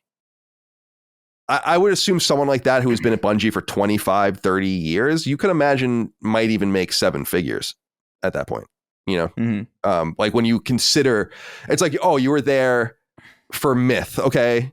Then you were there for Halo, and then Halo 2, and then Halo. At like some point you start making hundreds of thousands, and then you start making, in the low millions, or maybe you're capped out. You sign some contract for $900,000 a year for 3 years or something like that, but you're making a lot of money.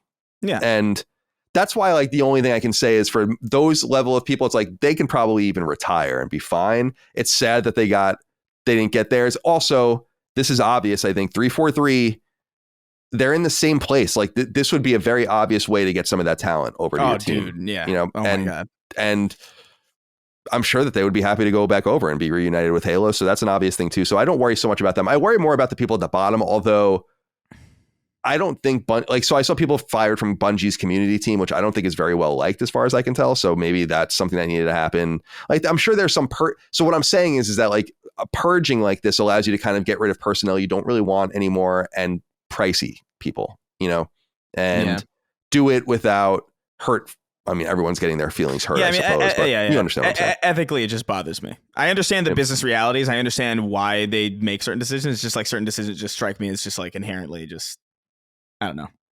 They bother me. Yeah, I tend to agree. Like, I would rather make less money and make sure that like we can do right by our people than make more money at some point. Right. In some point, I could always be better and better and have more and more. But at some point I look at that and I'm like, I don't know how this materially changes my reality. And this would help someone else, or like it's doing right by another person. I think once corporations become huge, and I can sympathize, although I would never want to imagine being a guy at Bungie when there were 50 of them. And now you're the CEO and there's like 1,000 of you. Right. It's like, holy shit. Like, where you don't even know half the people. You have no idea, you don't know them from fucking Adam. You know what I mean? Like, it's like, yeah. I don't know how that is. That's tough, but you put yourself in that position ultimately. And I think the one thing that I've realized about Bungie, and I said this when they got purchased, and I'm proud of saying this because I think it's clearer than ever, is that like, I don't think Sony's their last stop. Like, I think eventually Sony's going to get out of this too. I don't think it's going to happen because of this or around there, but they just seem so pliable and weird. Anyway, one of the things I wanted to talk about here, and you brought it up earlier, is what's going on with its new game. And Mark Elfering wrote in about this and said, hello, gents. There was a report out and about stating that Bungie had Escape from Tarkov streamers test out Marathon and they were not impressed. Additionally, it appears Bungie is missing revenue expectations, blah, blah, blah, blah, blah. So I wanted to talk about this Escape from Tarkov thing. And he says at the end, if Bungie is telling the crown jewel their game isn't good enough and simultaneously not performing well, does this further their divide internally? All the best. What have you been hearing? I read this. So this was a while ago, but I guess Tarkov players went over to play the game in Washington. And then they were asked to raise their hand if they would play the game, and none of them raised their hand or something like that. But then someone came out and reported like that's kind of dishonest because the game, it was like, yeah, it's not accurate. Pre alpha or whatever. It's pre alpha, and they had Escape from Tarkov players come over to give feedback to shape what the game is going to be, obviously, because that's how you make a game. And I think I can't remember if this was true or not, but like there was like, I guess, a question. It's like how many of you would play, Again, I don't even know if this question was even asked because it seems like kind of all this kind of seems a little dubious. But the question was like, would you play Marathon if it was released tomorrow? And the answer is obviously no, because it's a fucking pre-alpha game at the current moment. So yeah, it sounds like something a focus tester would ask, but I don't feel like they would do a normal focus test for something this early either. Yeah, it seemed like one of those like kind of automated kind of questions that are just kind of there based on what type of thing it you know what I mean? Like it just sort of feels like a standard kind of everywhere question that they would probably expect to get the answer no. I really don't think this is really. I think people are using what's happening here with the layoff and the rough situation at Bungie to kind of. I feel like it's just like a negative attitude, which makes sense to then kind of superimpose it onto this other news that is actually incredibly. It's good news that they would have people who are really into Escape from Tarkov try to shape this game that is meant to be, and that like I don't see anything wrong with this really. Well, now we know where the Marathon rumors were seeded, right? Like from the guys that were at that event. That's obviously where that came from. That's so interesting. Yeah. Because you're not usually able to track something back so clearly to where it came from. Because there was like kind of open conversation about Marathon before it was announced. Like, oh yeah, it's like a thing that's happening. They're definitely going back to that. And I would expect that would be unusual. I predicted it. Like when we were like trying to see like what would be there. And we were like, I think Marathon, it would be cool if Marathon shows up. And it did. What's the story with Destiny 3? Is there anything about what the intention is with that? I've heard rumors, although I'm not super sure. I think I'll be honest, it's been such a busy year that I've barely touched Destiny at all, which is again, probably why they've missed revenue projections so deeply. Like, and I'm a huge Destiny guy, by the way. In fact, it was in a really good place when I stopped playing. Like, I wonder if COG is still playing it or any of those guys. Oh, COG, yeah. COG is. Yeah. Oh, I would have to. Well, I just assume because I've never seen COG not playing Destiny. but yeah, I don't know. Like it's unusually great year. So I've been kind of out of the loop as far as Destiny goes. But the last time I remember checking or the last time I remember having my finger on the pulse of all this stuff was that Destiny 3 wasn't even really a conversation. It was they were kind of going to wrap up Destiny 2 and continue supporting it with supplementary kind of not DLCs in the way they're doing it now, but like kind of like episodic things over the course of like however long it decides to exist for. And they were just going to continue to use Destiny 2 as a platform, which I think would probably be the smartest. I don't know. Destiny 3 just seems like a bad idea to me, unless they're really going to do something extra impossible. Like if they were going to like revamp the game entirely to the point where it's like unrecognizable and they're going to do all the stuff that was impossible in the previous engine on the previous consoles. Like unless you're going to do something like that, I would recommend just staying with the platform and moving on to Marathon and presumably Matter, because I remember hearing rumors about Matter being a hero shooter, but like that might have changed or might be. Yeah, there was a canceled. Rumor that it was canceled even. That might be true. Yeah. I think they probably just saw more. It could be true that they were like working on like Matter and Marathon simultaneously. And it's like, okay, here's an extraction shooter and then here's a hero shooter. And they kind of realized that hero shooters are kind of going off. And then they were like, oh, well, let's focus on this thing that's a little bit more of the moment, a little bit more sticky. I wonder if they'd ever make a single player game. What's the last one they made? Oni? The last thing. Well, like strictly single player game? Yeah. I mean, I don't know. They've always had like a really. I would argue the entire Halo trilogy is single player. Like there's a multiplayer suite for it for sure, but that's true. But yeah, like Destiny's really the only thing that they made that like really relies on multiplayer, like in like a full on like all encompassing way. But Oni was like the last strictly like purely single player. Although I guess ODST was technically just co-op. So I don't know. I bought Oni used when I was a kid, and I wasn't a kid. I was in high school, but that was Bungie West, I think. I was confused. I remember being confused by it because I couldn't really compute. I was like, so like it's like the people that are going to do this Halo game or doing this Halo game, but it looks totally anime cover, but then in the game it doesn't look quite that anime, and then and I was like, I just remember I bought it. I remember what I remember about it really well is I bought like some ratty ass version of it for like basically nothing. It was like some version I was in like a flood or something. I don't know what the fuck happened to it. I never actually. I have memories of playing it, but I I don't even know if I did it. I feel like it's one of those things where it's like, did I just like invent this memory? Because I played so many of the, I played like Pathways into Darkness and stuff, like, which is like really fucking old. So like I just assumed that I also played Oni, but at the same time, like I can't really pinpoint a memory of actually doing it. Maybe I'll do that on stream or something. Find a way to play Oni. I'm really curious about that. But yeah, I'm looking here. It was published by Rockstar, I think. Yeah. Yeah, Bungie and Rockstar. Holy shit. Yeah, very weird. What a weird time. But PlayStation 2 port was concurrently developed. So actually, originally planned for the Mac OS and Windows. So the PS2 port that I had was a Rockstar product. Right. It's like the Gearbox Halo PC port. Oh yeah, these screenshots. Wow, yeah, I remember this. Anyway, I don't know how we got down that breath. Two other things I wanted to ask before we move on. Let's get really into the meat here. Sure. Campbell Parker wrote in, said, "Hey CCD. With the news of the layoffs at Bungie due to 45% lower revenue than forecast for the year and poor player retention after their Lightfall expansion, do you think it's right for them to be determining how other studios' live service titles are made? Thanks for all you guys do." Yes. Yeah. What do you think about this? Because I think that this is a reasonable question. I think if you ask the question and then the answer is yes, then that's fine.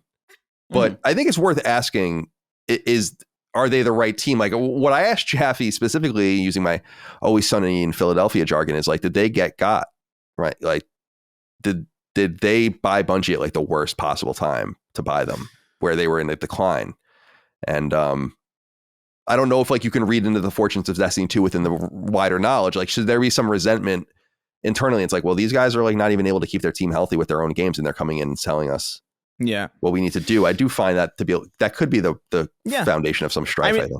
I mean, the two things could be true at the same time. I think it could be true that they bought Bungie at the worst possible time because they're in a steep decline. I also think that steep decline is due to a number of factors, both economically and just the fact that the year is unusually competitive from every single aspect. So it is probably true that they did probably buy them at the worst possible time. However, I don't know of any other team within their first party ecosystem who's even remotely suited to live service in the same way that Bungie is. Like, just objectively speaking, like you don't have a team that knows as much about the industry and failing in that industry and succeeding in that industry as Bungie.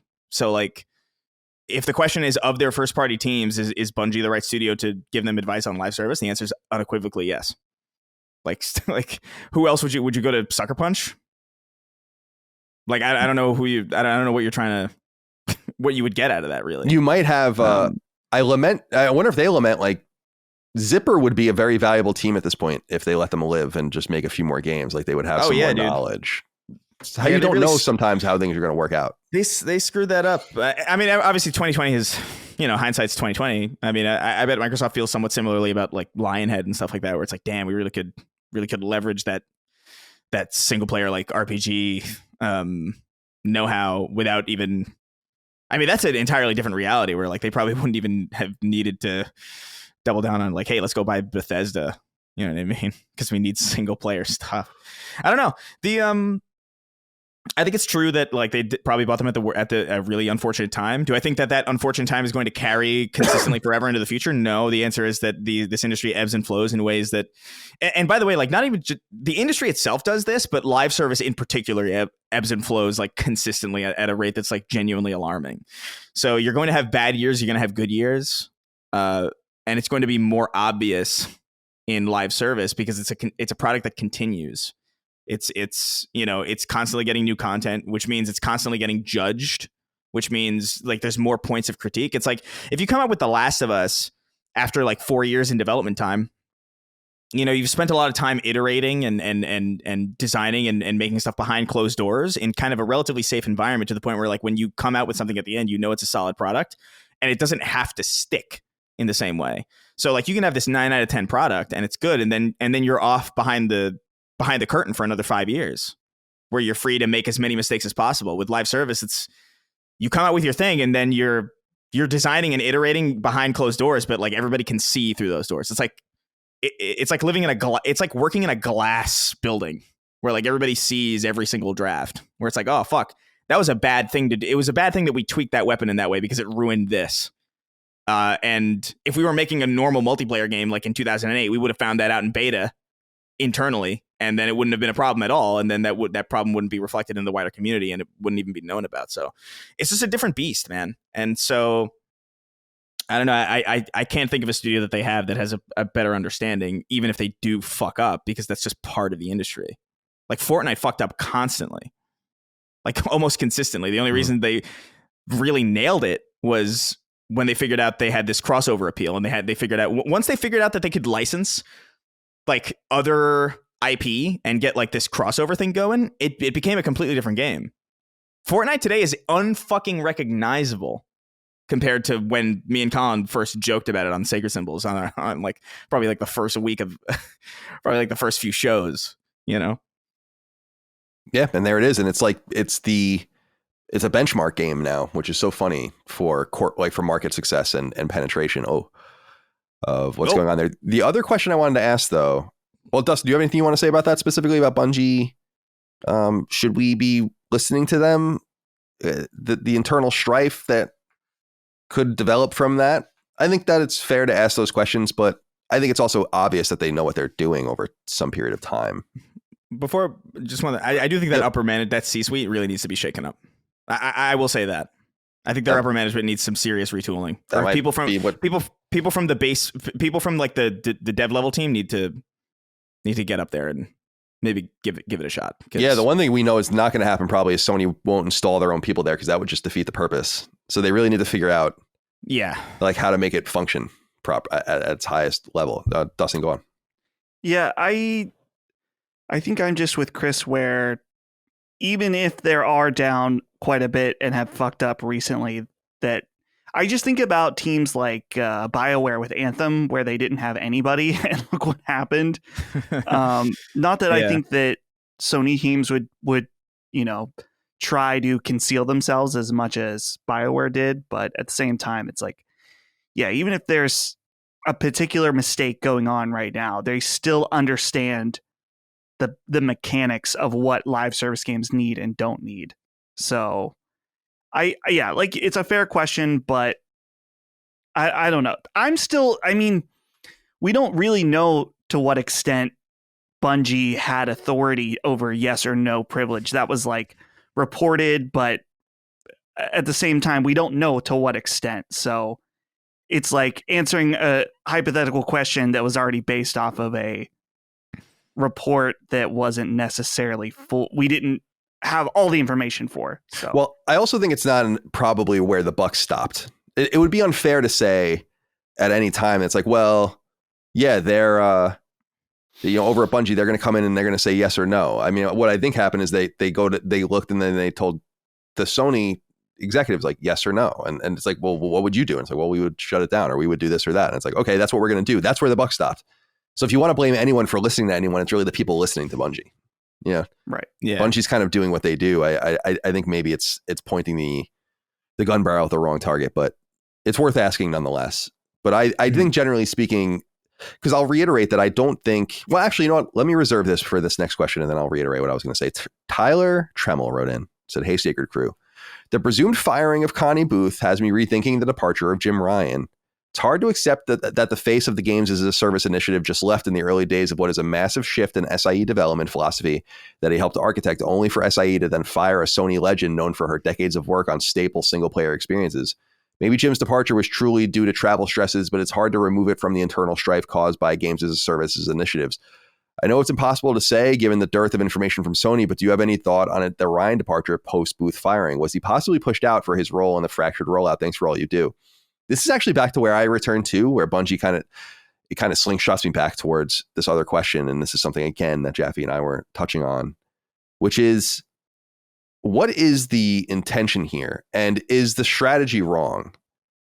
And I say that the strategy is not wrong if you can have your cake and eat it too, because I do believe that Sony would be foolish to look at these.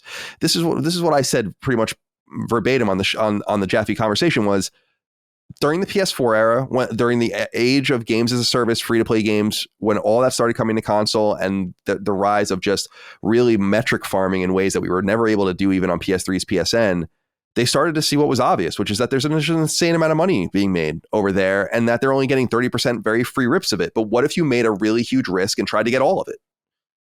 And I don't think that that's like an unusual... I think that if you were there, you'd be like, well, of course... The only question is like at what cost? And it's my hope that are going to let their 10 or so really talented internal teams that we know for AAA game, single player games, just go make those, and we'll release like 1 or 2 of them a year. But we really do have to pursue this other stuff. And I don't really begrudge that. It's not in the short term, it's not a bad strategy. How it's going to turn out, I don't know. But I think it would look even more stupid if they never played for it at all. And just said, we're going to continue to make these more and more expensive games. Like Dave and I agreed when we were talking, The Last of Us Part 3, because he's saying like, well, games get more and more and more and more beautiful because that's what's going to make them cost more and more and more money. And I'm like, well, in some studios, that's exactly what they have to do. And so the $70 million The Last of Us becomes the $200 million The Last of Us Part 2, becomes the $350 million The Last of Us Part 3. The only difference between them is that one was being sold for 60 and the other's being sold for 70. I think you can see where the problems start to arise in that model. You simply cannot model yourself on this constant arms race in the single player AAA space. There's just not enough money there. And if anything, you can look at it as like a wise investment to say, like, we want that so we can continue to fund these games. Because I think that Sony knows that people like us butter their bread ultimately with single player games because they know they can count on us to come out by 5 or 10 or 15 million to buy it. And they just can't drop the ball and will continue to do so. Yeah. So, but I just don't. So I guess what I'm saying is that I don't think that the strategy of going towards games as a service and even trying to make investments with first party teams was necessarily unwise. I just don't know if the nature of the investments or what will end up panning out or not. For all we know, like we already know the Deviation ship blew up. So that was 2 out of 3 of them basically that they tried to do in the AAA space. And then the other 2, they went and bought those teams. So they must like what they're seeing, but it's very quick. It's very un-Sony. In fact, if you read a recent Eric Lempel interview he gave with Barron's, he says something like that, where he says what I say over and over again, which is like, we like to like work with teams and then buy them. We don't like doing it the other direction. And he's like, look at Insomniac and all that. What did they do? Like 19 games or something before we bought them. I just wanted to say that I think it's worth examining if all of this is the same story. Like what's happening at Bungie, Lightfall missing, and kind of the trajectory of games as a service kind of waning. People not really hot on what we've seen of Concord and Fair Games. People, in my opinion, not even really willing to give those games a chance, it seems like, actually. Like, we're going to have to be pretty impressed by those games for them to even be given a chance, I think. And they are taking it as it comes. So is it Jim Ryan's fault? Well, I guess the buck stops there. Are all of these things intertwined? I suppose so, but I don't. The Connie Booth thing is just so mysterious because she's going to be useful for you regardless. Because you're still going to need those games. Yeah. And so some power struggle happened there that we don't quite know, and maybe we will one day. Maybe it's going to be someone like Dave that comes out with that, just like he has with so many other things, with her firing to begin with. So I don't know. That's a lot. I'm not really pitching it to anyone. I don't know if you guys have more to say on that front, but I wanted to speak to that. That I just, if I'm being fair, it's easy to kick Jim Ryan and be like, what an asshole. But I would argue that his performance has been pretty good in the short to midterm, and we just don't know how it's going to turn out in the mid to long term, and maybe we'll feel differently, but I think we're kind of jumping the gun a little bit, especially as PlayStation is like at an all-time high in terms of console sales and all of these other things. It's just kind of strange. Gotta wait and see. Right. All right, so that's that. Are we good with this topic of Bungie? Yeah, I think so. All right. Number 2. It's a new month, so it's time to discuss PlayStation Plus games for the lowest universal tier, PlayStation Plus Essential. As you know, PS Plus users at any level are offered typically 3 games a month, and you can download them as part of your subscription, and you should add them to your download list even throughout the month, even if you don't intend to play them now, so you can select them at a later date if you change your mind. The biggest game of the bunch this month is undoubtedly Mafia 2 Definitive Edition, the 2020 remaster of the 2010 PlayStation 3 classic open world mob game from 2K. Note that it's only on PlayStation 4, though it's obviously playable via PS5. Also offered up via PS4 is 2022's Dragon Ball game The Breakers, which is an asymmetrical online action game accommodating up to 7 players. Finally, for both PlayStation 4 and PlayStation 5, players can access Aliens Fireteam Elite, the Cold Iron Studios developed third-person shooter that launched back in 2021. All 3 games become available on November 7th and will remain free to download for PS Plus subs until December 4th. Somewhat of a weak month, I guess. I'll add them to my list, see about them later. That Aliens game looks interesting enough, I guess, but I probably will never play it. it's time. Okay, they raised the price. Then we get a kind of a middling month. And it's just time to give us 2 PS5 games, you know, instead of what we've got 2 PS4 games and then a cross-gen game. This has been, I can't even remember the last month they did that few PS5 games, actually. Yeah. Which is pretty interesting. But I do think they need, some of the months are unusually strong and then some of the months are strangely weak. And I wonder why they can't, they have to know that internally. Like, why not spread some of these things out, access the license and then move them around the calendar as it makes a little more sense. But nonetheless, this is what we get this month. I don't think I bought Mafia 2 Definitive Edition. I loved the first one. I platinumed it back on PS3 when platinum trophies were actually difficult. All right. Oh, there's one more piece of news, by the way, that's not in here. It broke during our recording. It comes from Sony Interactive itself. They released a press release. Sony Interactive Entertainment to acquire iSIZE, a UK-based company specializing in deep learning for video delivery. So here's what it says. It's not a game studio. Quote, "We are thrilled to announce that Sony Interactive Entertainment LLC has entered into an agreement to acquire iSIZE." So it's ISIZE, a UK-based company specializing in deep learning for video delivery. iSIZE builds AI-powered solutions to deliver bitrate savings and quality improvements for the media and entertainment industry. The acquisition provides SIE with significant expertise in applying machine learning to video processing, which will benefit a range of our R&D efforts as well as our video and streaming services. Founded in 2016 and based in London, iSIZE has a team of talented engineers and technical experts who have developed a suite of software solutions to optimize video. For example, the company built an AI-based perceptual pre-processing solution that allows conventional third-party encoders to produce higher quality video at a significantly lower bitrate. We look forward to welcoming the iSIZE team to SIE. So I've never heard of this team in my life. I don't know anything about this technology. I assume this is for PlayStation streaming products and all the rest, but there it is. Yeah. SIE and iSIZE. Let me write this in my notes so I don't remember or I don't forget. Maybe I don't remember because it's not very interesting. Let me write this in my notes so I don't remember. All right. That's it for the news. It's time to move on to 6 questions, comments, concerns, thoughts, and ideas from the audience. We wrap up each and every episode of Sacred Symbols by going through 6 inquiries from the audience that are on patreon.com/laststandmedia. We post a new thread in the newsfeed each week. You post on that particular thread, and then I go in and look, and I select things, and we take them as they come. Tabes wrote in and said, "Colin, on the Immortals of Avium Sacred Symbols Plus episode, you briefly mentioned that Kingdoms of Amalur is one of the best examples of mismanaged money in games. Could you explain a little further? I'd love to know more about why that game didn't succeed very well. I played it years after release and actually really enjoyed it." Do you guys remember this story at all? Any part of this Kingdoms of Amalur saga before I go into it? Is there a baseball player involved? Yeah, Kurt Schilling. Okay. Yeah, I remember that, but that's it. So there was a studio in Rhode Island, of all places, called 38 Studios. And they were working alongside this developer, which was Big Huge Games. And Big Huge Games existed before, but basically 38 Studios and Big Huge Games worked together to bring this Kingdoms of Amalur Reckoning game to market. And Kingdoms of Amalur Reckoning was written by like that guy S.A. Salvatore, I think his name is, famous fantasy writer. And Kurt Schilling was at that time a renowned and beloved ex-baseball player, pitcher.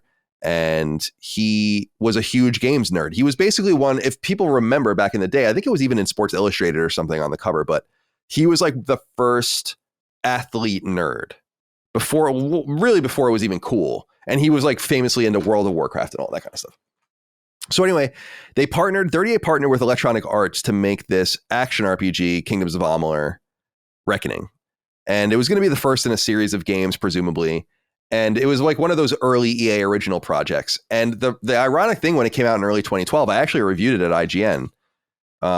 The irony about it is that it did really well.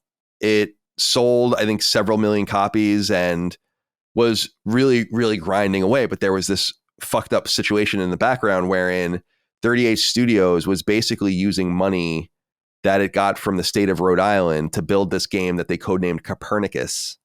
And Copernicus was going to be this Kingdoms of Amalur MMORPG. And this was basically like the project that they culminated that they really, really, really wanted to do. And it ended up that they were way overextended financially. I actually knew people that worked there, including my old friend Ryan Geddes, who people might remember from my IGN days early on. He was a news writer at IGN and did a podcast there called 3 Red Lights. But he and a bunch of other people were basically just cut off. And as the story goes, they discovered that spring. So right after Kingdoms of Amalur came out, the game sells like really well. It should be a financial success, but they realized that basically they've absconded with this money and dumped it into this boondoggle and are way overextended. So one of the developers' wives, who was pregnant, went to like a doctor's appointment and her insurance was cut off. And basically the studio just like totally ran out of money, like was just gone. Like people just lost out. They just lost their jobs. And I think some of it might have been cobbled back later, and there were major lawsuits. The state of Rhode Island ended up suing Kurt Schilling and the remnants of 38 Studios for the money that they invested in the team as kind of like a tax break or an investment, very similar to what we talk about, as I mentioned earlier, in Quebec and all these other things. So it ended up being this messy story basically about how there was this future game, Copernicus, that sucked up all of the revenue of this previous game, which is why it's so dangerous to operate like that, and ended up really undoing the studio. It is the greatest, in my opinion, the greatest example of, and the greatest disparate kind of result of a game doing really well and then the studio just eating shit. It's not even like what happened with Callisto Protocol, where they just missed revenue, but they kind of still exist or whatever. Like these guys just went away and like in the most ignominious way possible. I remember that very well because we were reporting on it at the time, and I did some original reporting on that as well at the time. But it ended up being like a big crossover story, I remember too, with like mainstream news, that it was this big boondoggle because Kurt Schilling's involved, the state of Rhode Island's involved, and this big IP. Yeah. But I remember going to Comic-Con and stuff that 2011 in New York, and there was like a big panel about the story and this really robust future of storytelling in this universe, and then it just went away. And as people might remember, a port of it came out in 2021 that came out with actually new DLC, and that's kind of cool. I think Micah actually played it on Xbox Series X. And so it exists. THQ owns, or Embracer Group owns the IP. And my assumption is that it will come back, but I don't know if when you look back at it, it is quite generic. There's just a lot of that kind of thing going on at that time. But at the time, I gave it a 9 at IGN, maybe a little overscored. But yeah, very interesting. So that's the story of Kingdoms of Amalur Reckoning. All right. And by the way, I don't know if you guys saw, Immortals of Avium got like a huge new update. I saw that. Yeah, like New Game Plus and like some new sections and like a new boss fight and stuff, which is kind of cool. Joey Rawlings wrote in, said, "Good day, all. As 2023 starts to come to an end, I had a thought based on conversations on this podcast during the pandemic that may be pertinent. I recall discussions stating that games that were hindered or delayed by the pandemic would lead to a release bloodbath." I remember Colin using bloodbath as an exact word in a post-pandemic time. My question is 2023 simply that time? Can we put an asterisk next to the award of 2023 being the best year of video games of all time due to the fact that it's a byproduct of pent-up creativity released in a capitalistic orgasm that is simply splattered across the calendar? Jesus. Thank you, Joey, for writing in. Weird. There is something to be said about this, but I don't think it really matters because it just kind of is what it is. I actually also don't think that almost any game suffered as a result of another game.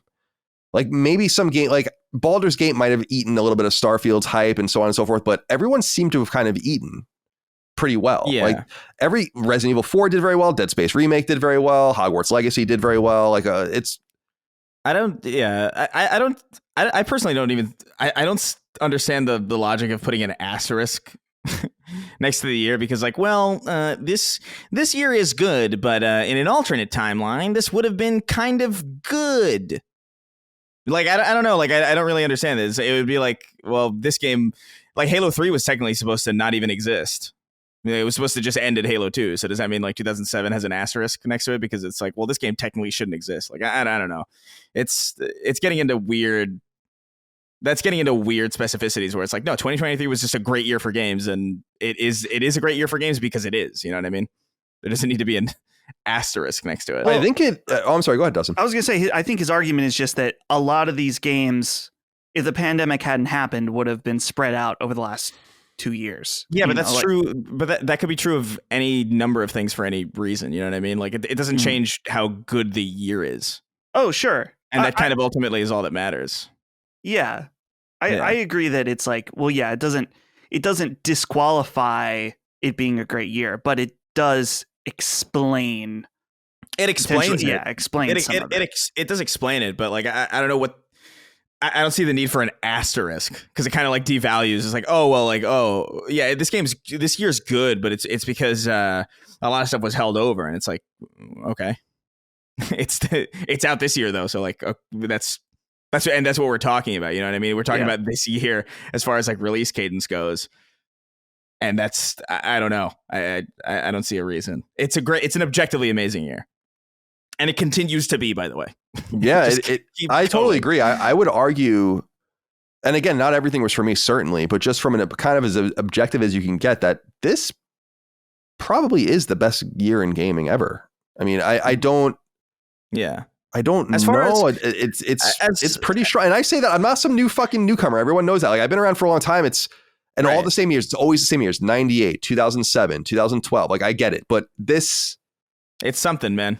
I mean, I have a lot of bias for 2007. Let me tell you, but I don't know. And I know a lot of people have the conversation where it's like, well, what about 1985? That was the year that the NES came out, and it's like, yeah, there's a difference between years that are. There's like 2 games also that were really good on it. You know, that's what I mean. It's like there's a difference between years that are historically important to video games, which I think is like that's a different conversation entirely. Like, you know what I mean? Like the birth of Xbox Live, I think it's like a massively important thing for video games, but it's not like of. If you were to talk about that year in gaming, it's probably not that amazing 2002. at all. Yeah, 2002 was like a pretty good year, but not one of the best. Yeah. Yeah. So I mean, there are years that are historically important for the medium and the industry, and then there are years that are just amazing from a sheer quality output. And I think this is one of those years where it's like I don't even know how you would argue. There's so many 9s, unexpected 9s too, and just like really kind of out of nowhere. I mean, you also have like, you know, Gollum and Rise of Kong or whatever, I guess, but like. Those games would have stood out a lot more, or not stood out a lot more because they definitely stand out now, but they would have been a lot more of the conversation in a much slower year where that was like all there was to talk about. Like imagine if Gollum came out in like 2014 or something. That would have been just like another horrible thing to add on to an already horrible year. And it's like, 2014 was a week, maybe the last truly weak year, you know. Which was weird. It didn't seem to matter. Again, it's one of those things. PS4's first full year on the market, and it just didn't really seem to matter. And what's so ironic about this time, Chris, is Sony doesn't really play a huge role in what makes this year special at all. I mean, no. So, yeah, and again, I say that with some objectivity because I know some of these games aren't for me, but a game that might not add to the je ne sais quoi ultimately of 2023, but that's nonetheless relevant. Dustin, I want to ask you about. Gary Huss wrote in. Said, hey guys, and everyone out there, if you like JRPGs at all, please support Square Enix with your wallets and buy Star Ocean: The Second Star R.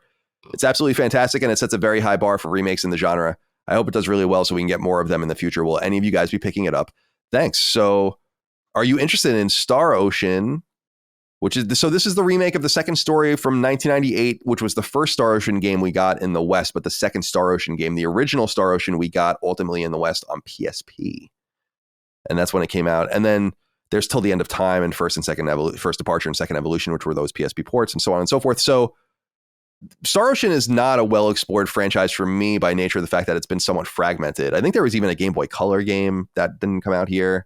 So it's not always been something that they've wanted to explore, but it's been kind of percolating back there. And it reminds me a little bit of Phantasy Star, not from the name, but just in the fact that it's supposed to be like a sci-fi fusion with like a JRPG style, like, you know, the Ultima styling of role-playing games. So I'm interested in checking this out. It's supposed to be very good. It's getting great reviews. Are you going to check it out? I would like to check it out at some point, but I am feeling overwhelmed right now with balancing Spider-Man 2, Alan Wake 2, and also Mario Wonder, along with there's some other stuff. I still have Baldur's Gate 3 kind of in the background too. So I cannot and will not check this game out. And the thing is too, then I have a higher priority RPG coming out in just a few weeks with Super Mario RPG.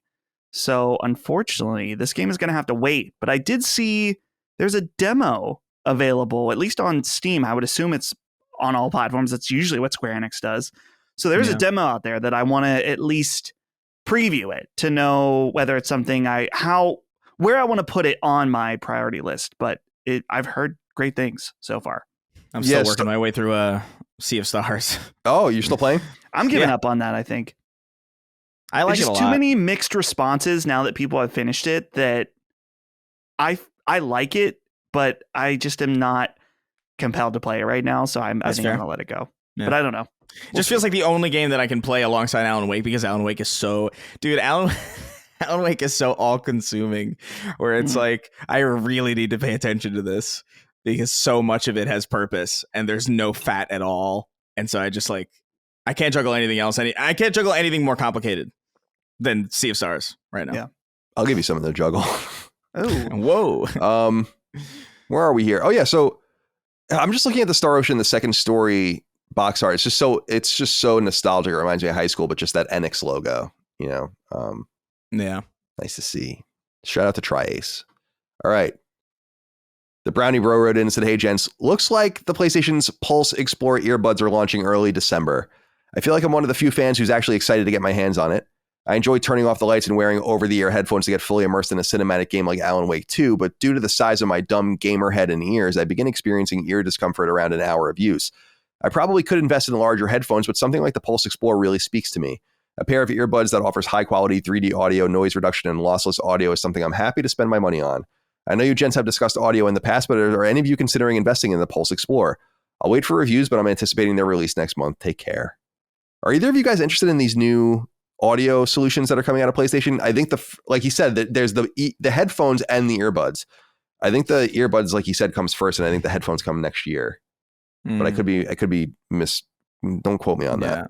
Are you guys, so whatever I have here, what are these? The Pulse headset, right? Yeah, the normal Pulse 3D. headset. I'm totally happy with these. I have two sets. I have one up here for like my computer, and then I use one downstairs with the TV. And that's good enough for me. I don't think I need anything else. I don't have the big dumb gamer ears like he was describing, so I don't have that particular pain. But earbuds, I like earbuds. I like. We always talk about how great Apple's are, but for the immersion, I do like having the headphones on. So maybe I'll explore those when they come out. Pardon the pun, but I don't know. Are you guys interested in either of these? They were announced a while ago. They discussed them originally at that last showcase, actually. No, I don't know, man. Like I have headphones on for so much of my time. Like I work with headphones on. I obviously do podcasts with headphones on. I edit with headphones on. So when I play games, I try not to. I stream with headphones on. So like when I'm in the living room, and especially now that I have a sound system that's like really good, I'm like, I especially don't want anything over my head or like in my ears. Like I just want to be as I want to remain as unpenetrated as possible. Cool. You know what I mean? Yeah, I got you.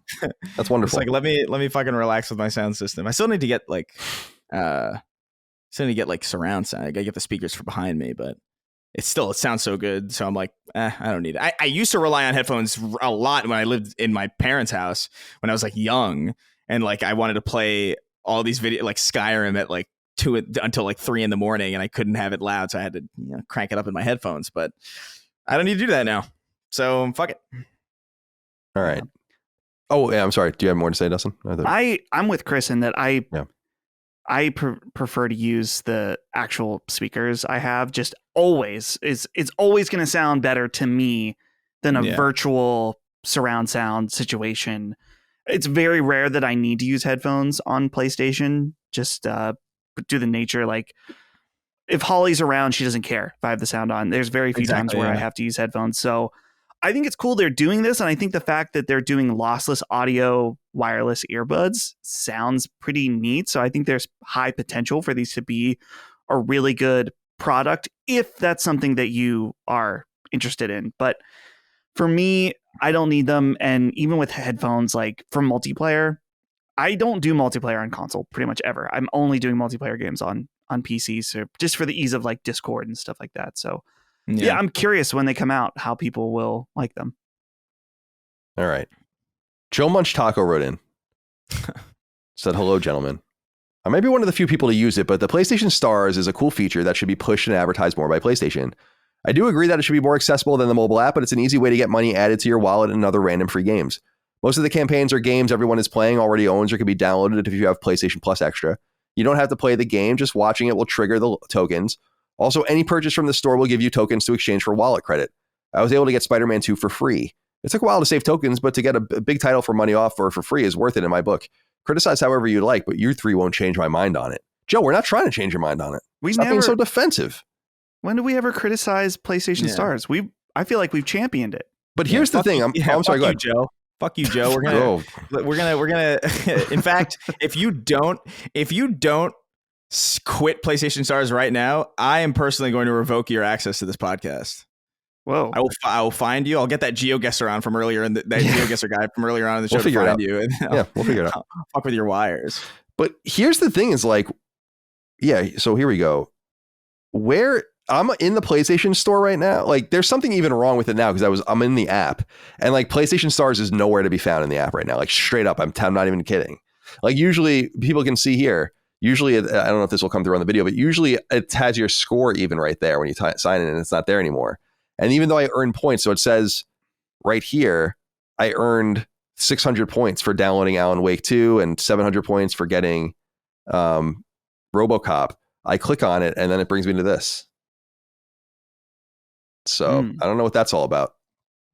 I think I see mine. This is the first time. This is the first time I've ever looked at it. Did they throw me out of PlayStation Stars because I was earning too much money?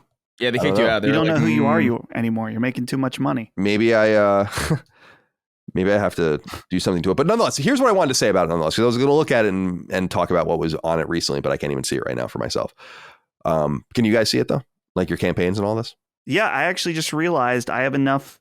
I have 5,877 points, so I can get a $20 gift card. Nice. Oh, sick. I'm rolling in cash now. Hell yeah. I got nothing. I got nothing. I got 2,974 points, which I don't think is enough for anything. But I think I have 14,000 points or something like that, but I can't see it for sure. Maybe even more than that. I got a notification on my phone, like, because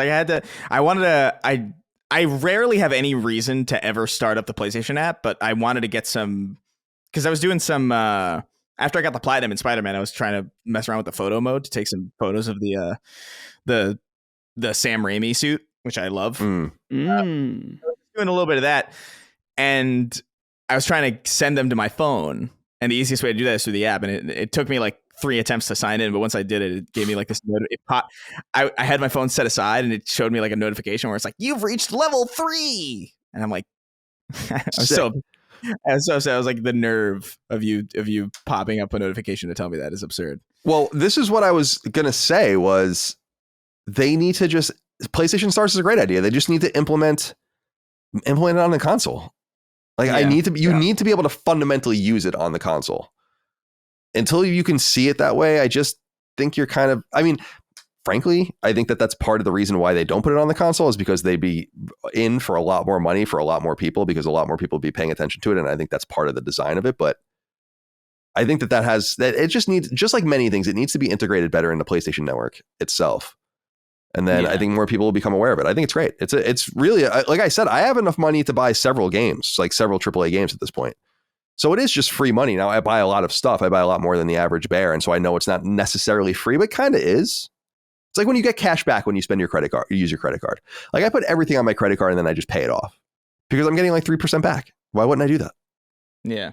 It's just free money. Yeah, it's up. All right. Final one. Matthew Clem wrote in, said, good evening, gentlemen.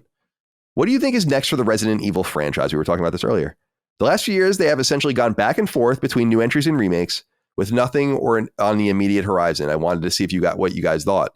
Will we get Resident Evil 9? Maybe a 0 or Code Veronica remake?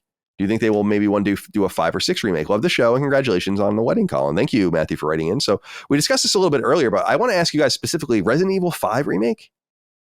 Can they? I don't know. Like, what is the, I feel like there's been a little revision towards that game. I could be wrong. Resident Evil 6 still seems to be, that's the only one I never played. That seems to be the one that is still stuck between a rock and a hard place, but there's been a bit of revision on Resident Evil 5, I think. Yeah, maybe I'm wrong about that. People like Resident Evil 5 now. Yeah, so I don't know. Would you do it? I mean, you're right in the sense that it's a PS3 game at that point, so you're remaking a better looking game that's more modern. But that would be about the only sticking point, I would say. Or do you go backwards? Like, I have always loved Resident Evil 0, and people have always given that. I remember So Clear getting it on GameCube. People have always busted that game's balls. And then, of course, like you said, Code Veronica, do you go back to those? I mean, why not go back? Why not do all of them at some point and just get them all in tip-top shape? So where do we go from here, Dustin? I think that the next title will be Resident Evil 9. I think that would complete the first person trilogy of these new games. And I would love to see that just because I would loved 7 and 8. But I'm with you, Colin. Remake all of them. Remake, I don't even care about, remake 5 and 6. Yeah. I don't care that they're newer. If the series now is in such a better spot, and I feel like they actually understand what people like about Resident Evil, whereas with 5 and 6, they were diverting way off course into being weird action games. And so why not go and remake them? And I think those ones, fans will be okay if they actually make significant changes to, because there's a lot more room for improvement with 5 and 6 than there is for 4. So go ahead, do it. You have, I guess, I don't know. I'm not the biggest long-term Resident Evil fan, but I've played most of them, and they've earned my trust to remake anything they want, and it will probably be awesome. I agree. Yeah. Where are you on this, Chris? If they remade Resident Evil 4 and it was great, and that was like the biggest concern. So yeah. So to me, it's like, yeah, fuck it, whatever, do whatever you want. To take 5, take 6. I think 6 needs a lot more heavy lifting. 5 is interesting because 5's not bad really. It's just 5 is like Dead Space 3 to me, where like that's a really good game, but it's barely Dead Space, and that's kind of what Resident Evil 5 is to me. Where it's like this is kind of good, but it's also really not even. It's really nothing that Resident Evil about this at all. Outside of the setting was cool. I think I liked Chris Redfield punching a boulder into a volcano or whatever the hell it is that he did. But yeah, I don't know. They could do whatever the fuck they want, and I'm probably going to be in for it. Well, the word was that 9 would be the end of like Resident Evil, like even this continuity of Resident Evil, and that maybe they would start again or do something else after that, which is cool if that idea comes to pass. And then having all of the core games in tip-top shape, including 0 and Code Veronica, I think would be cool. 6, what I remember turning me off about 6 is what sounds interesting about it to me now, which is like it's a bunch of short stories, basically, as I remember between it's like an anthology almost, right? And I remember being like, oh, that sounds stupid. Like you get 3 or 4 hours with each character or whatever. But now that sounds kind of cool. Yeah. So my own tastes have changed, but no one liked that game at the time. I've heard that although Resident Evil 6 isn't good, or that a lot of people don't like it, that the Leon's section in that game is really good. I've heard that from a lot of people, where people are like, Leon, if you're going to play Resident Evil 6, at least play Leon's story or whatever. Because apparently I don't know how true this is. This isn't even my opinion. You know what I mean? I've just heard this from a lot of people. So don't go jumping into it on my recommendation. And then shake your fist like this. And then shake your fist at me. Did I tell you guys about how I went on a Resident Evil 2 haunted house in Japan? No. Dude, it was so fucking cool. So you got to pick whether you want to do the Leon route or the Claire route. Of course, we did Leon. That's sick. It was this, you start out, you're in the Raccoon City police department going through, they have like zombies and stuff.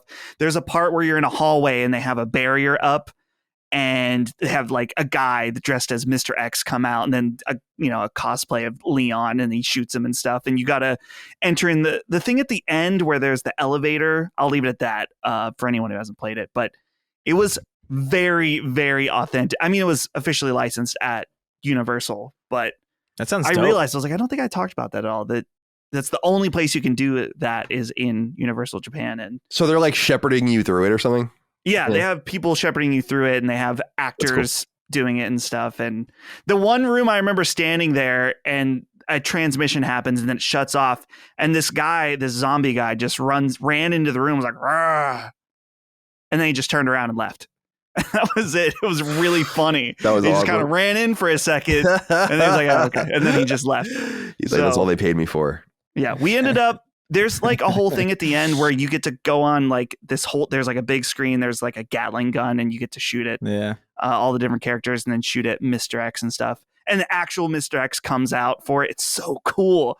But we died. We lost. My entire team. Oh, interesting. Lost. So, yeah. I didn't know there was a win-loss proposition at all. That's interesting.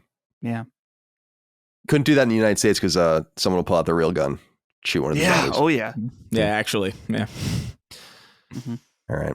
On that note, let's get the hell out of here. It's time to go. That's all we have. for this episode of Sacred Symbols. Another sub 4-hour episode, I think. I think people are going to start getting a little wary, but there's just not that much to...